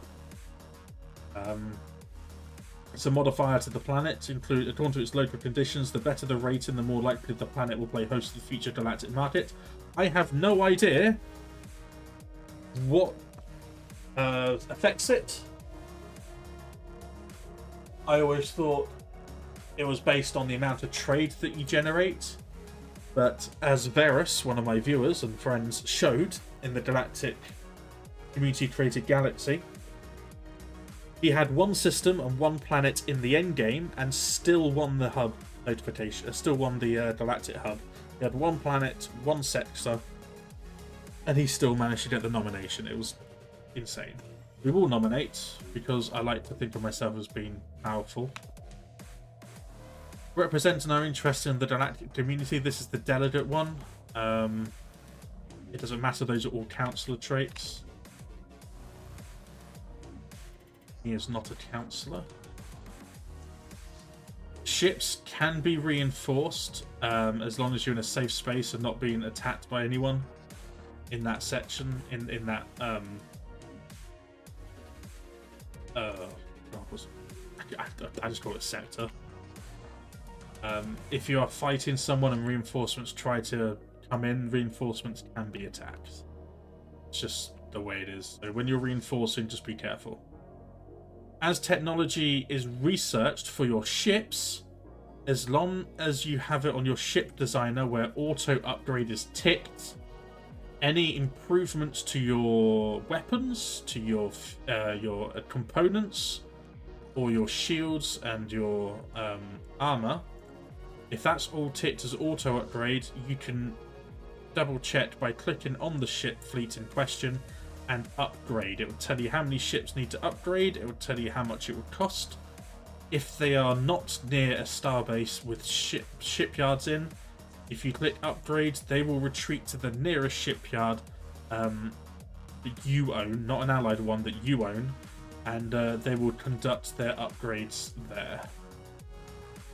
Likewise here, you can, if I was to click upgrade fleet, they'll go all the way back to my area. They can repair, they cannot upgrade in allied space. But we are waiting for that to be reinforced before we attack the starbase. These guys might actually just go for it anyway because they're more powerful. Can I see their homeworld? How many armies? No, we don't know how many armies they have.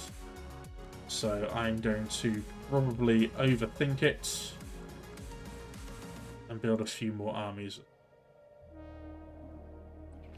Our ally has now decided to have Sin as a rival. Okay, they are suspicious. I'm surprised. Quick check up on these guys. How's the espionage going? We have 37 infiltration level, so we can gather some information. Not really. We need the influence. So because we are xenophiles, we have refugees open to be accepted. If you're an authoritarian or a dictatorial empire, then you can have those changed to off, and you can not accept refugees. As a xenophile, we have to have it on. So it tells you the species, tells you what they're fleeing from. More importantly, it tells you what the planet they're arriving is, where it is. So it's a Rasmodon Prime. It will not always be your It will not always be your capital planet. So Erasmodon is here. I'm assuming because it's the planet that's closest to the border of the wall. So this planet is closer via hyperlanes to the wall than any other planet that I have. Sometimes it could be multiple planets from the same war. But we're looking for Erasmodon. We now have Calciote. Species are they? Let's have a look. Oh, we have one, and they're goblin greeny things. They have an alpine preference. They are starborn, which is good. That's a very good perk. And they are uplifted as well. So this is a species that were pre-FTL and pre-sapient, and they were uplifted by whomever decided to do it, and now they are fleeing. So if we have any alpine worlds, here for example, this was red, this is now 90%. So if you wanted more Calciotes in your empire, then you can do. You can create a planet with them on, or you can let them grow naturally by being on the planet that they arrived at. But we are currently promoting the growth of Mandasura pops there. So peace between the Chronomancers and the Confederacy. The Chronomancers took 1 planet and 3 systems, so that's a little bit worrying because they're now at war already again with the Chazarek Galactic Concordant. So that's not looking great for the Confederacy. Not looking great at all. We're now going to spend some money getting rid of these features. We've got the money to burn. Where's the one that was really... This one. Still nothing on this. Is... See here, the ships are... They are making their way to the fleets, and they will join up with the fleets. They are back at full strength. It's a little bit worrying. They're now going to go back and reclaim everything that they had. They lost.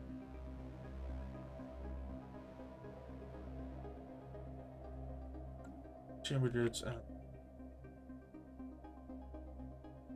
So, situation log. We've not really had a look at this yet.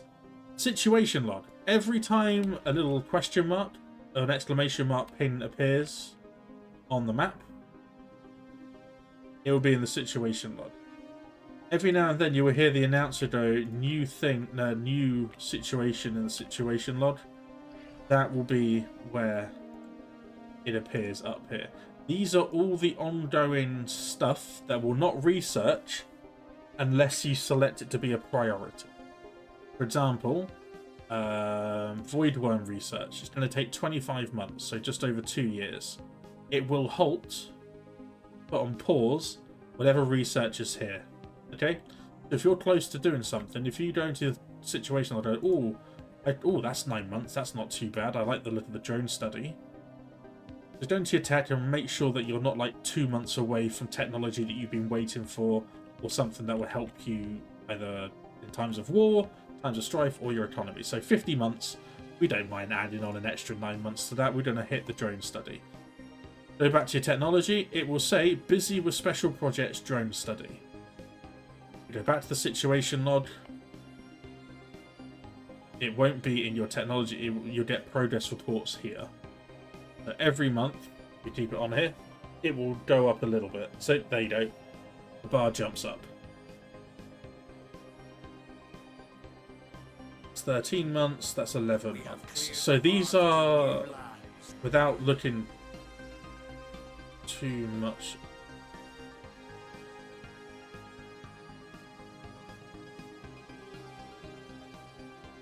Oops. So derelict ship, that's a project that a scientist has found during an anomaly.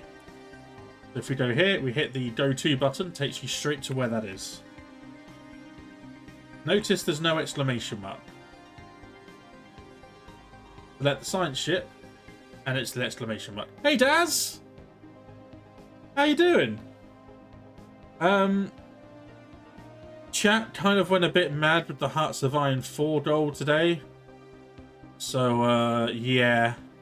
We're going to be doing multiple 12-hour streams of Hearts of Iron 4.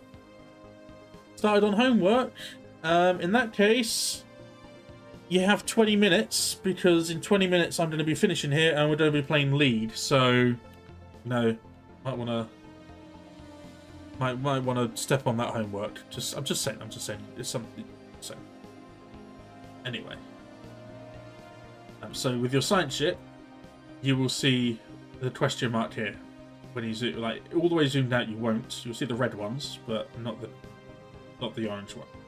If you want to research that project, you do not have to go into the situation log and do anything like that. You click on the science ship, you right-click the project, and you hit Research Project. The science ship will stop everything else it's doing, and in order to research, because it's got a few simple researches on the way. If you hold down Shift, you can queue up jobs for it to do. So it's going to go here. If there's multiple anomalies in this system, that's lead of Timo. I mean, that could be the game you guys choose me to play, and I have to play Timo. If I go into this one, it's a level 3. Yeah, it's a level 3. Be careful, because I didn't realize this until quite a way into my playtimes, that if there is a higher level anomaly of, like, say a 4 or higher, it will only show as a 3. If there are multiple hard ones in that system, it will not show them on this little overlay. And the science ship will do the hardest ones first, unless you explicitly tell it to do the 3. So always worth double checking. Let's see if I can find a system now where that is the case.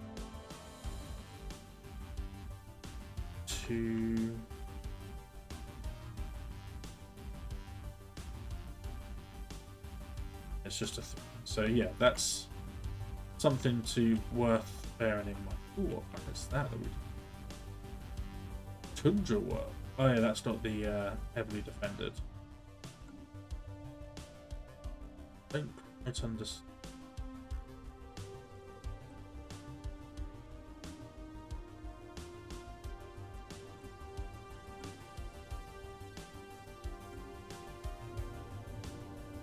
Planets to keep an eye out for, isn't it? They also need to make a cinematic camera for this game because it'd be so much fun. You wish. I do, actually. This scientist is now cut off because they have closed borders with me, and is now cut off. So we press B, and if it's no other ways to do it, it will do an emergency jump. And it takes a year or so to return. So I've got to wait for that science ship to return. Fleet is pretty much back to front. I think it's just waiting. No, that's it. Following me.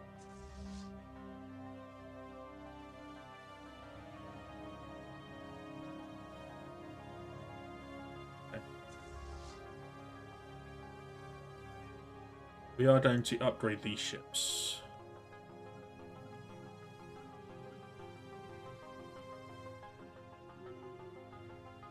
Oh, there you go.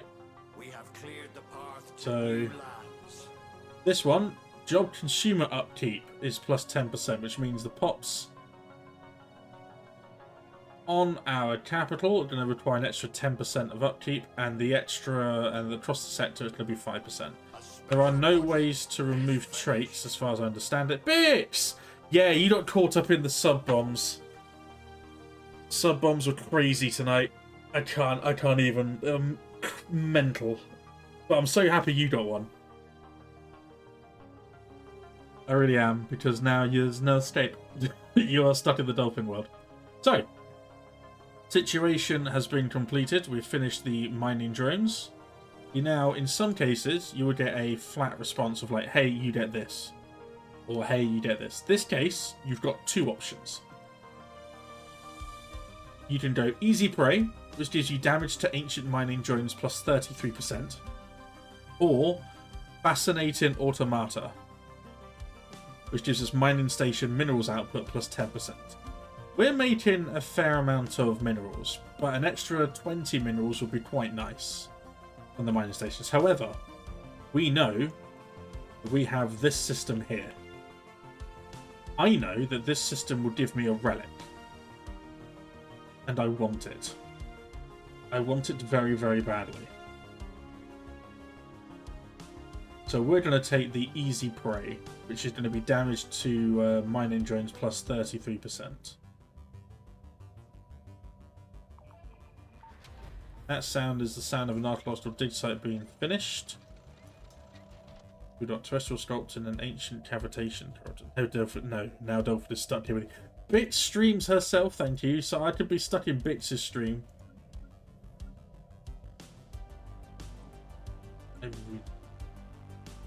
Intellectual booty. I'll wait for you to demote.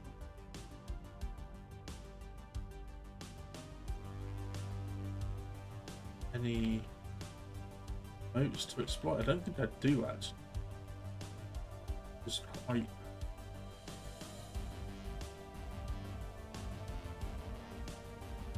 upsetting. It does.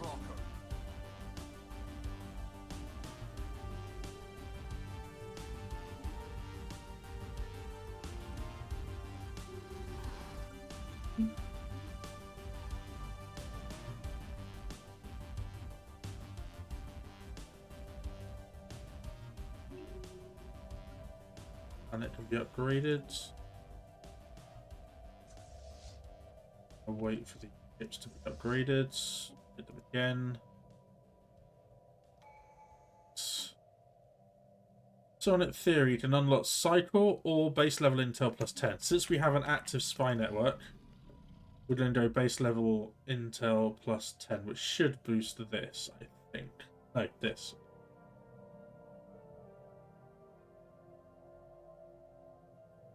And we are they're hostile now, so we don't know why. But we have a spare. We have a spare one, so we're going to improve relations. They are not actively harming our relations. By improving relations, we can hope. Oh no, now they are. They are actively harming our relations. Okay, so this is going to go south very quick. This is going to go south very quick. Equivalent in. So I'm very upset. We just have to trust our allies have this, because I now need to worry about my borders. Borders that now I'm realizing I'm going to need to be doubly guarded. Going to have to take a hit on another starbase, being the shipyard one.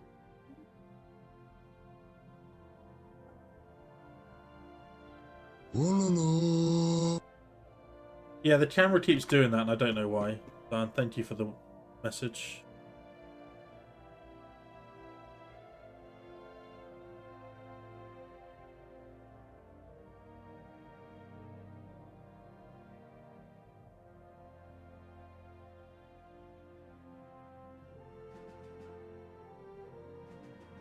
Goes back to normal, doesn't it? Yeah, there you go.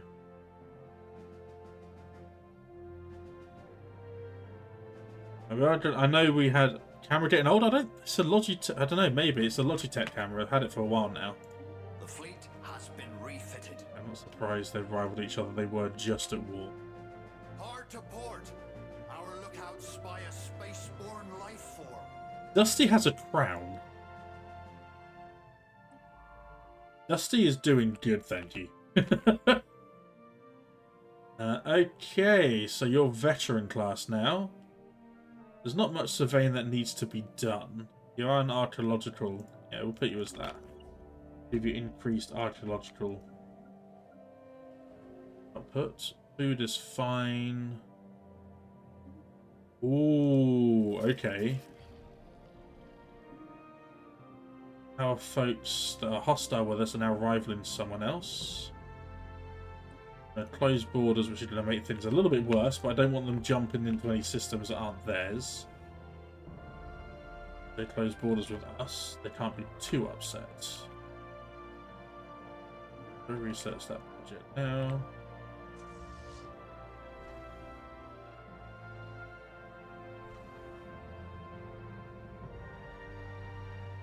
Council agenda available.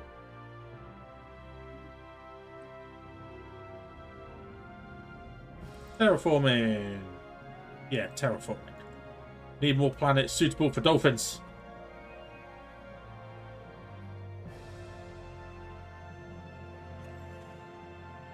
So something we did a while ago is the reverse engineering arcane technology.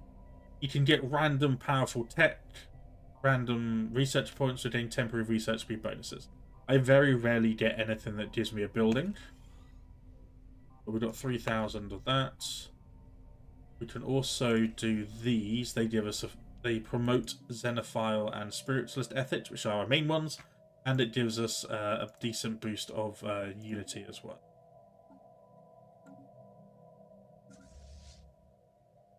Again. Always looking good. We grow ever stronger.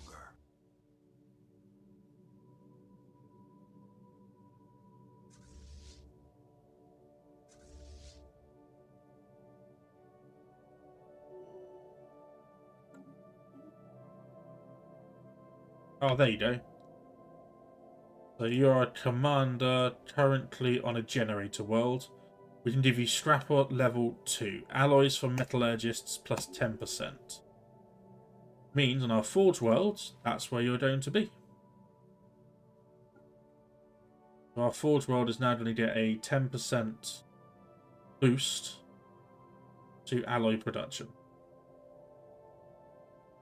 Which is great. Does not get the sector bonus because they're not leader of a sector. But they also give us metallurgist jobs on the aquarium as well. The A bit more of a has boost. been refitted. That.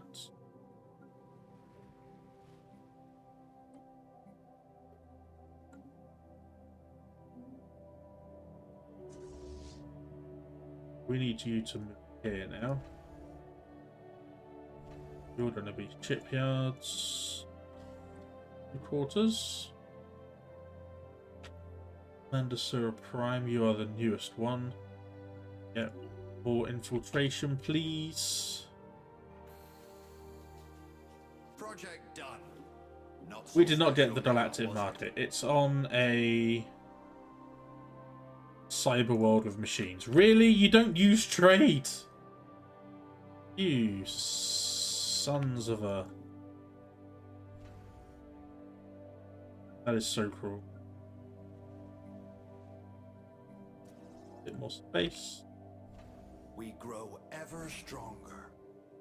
And obeys as one in the...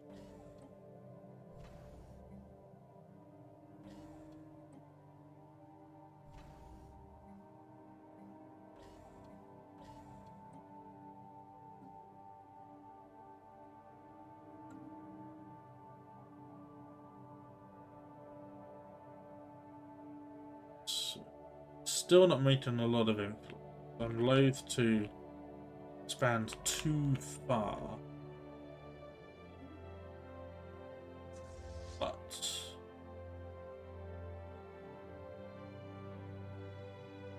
system.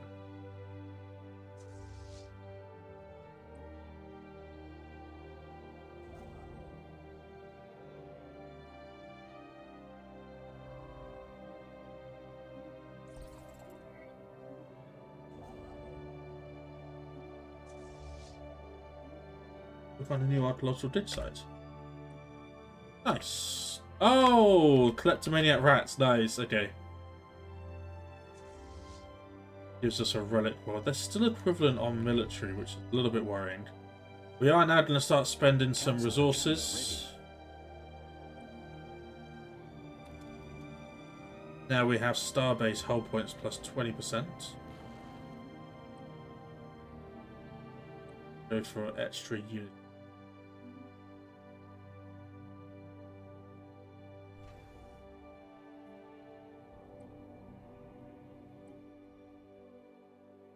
Ooh. We do get a Gaia world. Nice! It's only a 10. Really? We get decent Research minerals. complete. Found any species? Yes, please. Extra that. More alloys. Thank you very much. Now, we did do the uplifting beforehand. So, I don't know what we can do.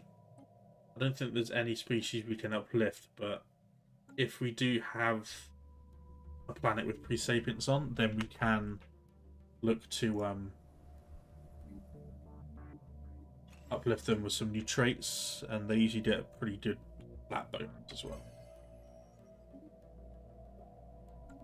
That is the ping noise that something has passed. The readied shield, which should help us immensely. Yet it now propels us to the top of diplomatic weight.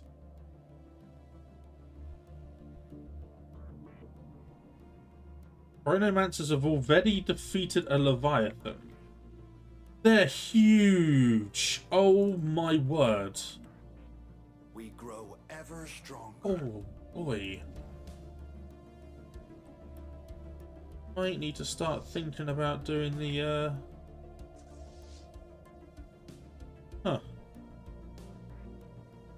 Anakin?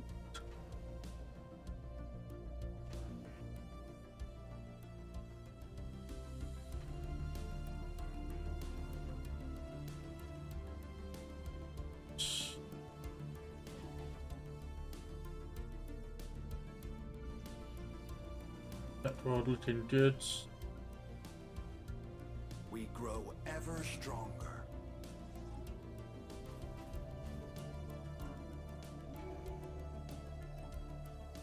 This one gives us psionic armies, which are very, very powerful armies. You are surveying still, but you're also my head of research. I want a good 5% increase to research, please. Perfect. Holy shit, they've got Citadel. Is that a Citadel? They have Citadels or Star... Wow, okay, they are scarily ahead into what I still don't understand why they're so. Here we go. Allied to rivals. There you go. Okay. So if we break off our diplomatic, defensive pacts with each of those people, each of those other empires, then we're going to be in the good, pretty much. We can then open borders. Change our border policy to cooperative so we don't get as much of a border friction. Spaceborne life forms ahead. Our first storm! And it's not on us. Yay! Well, it will be. So, cosmic storms. Remaining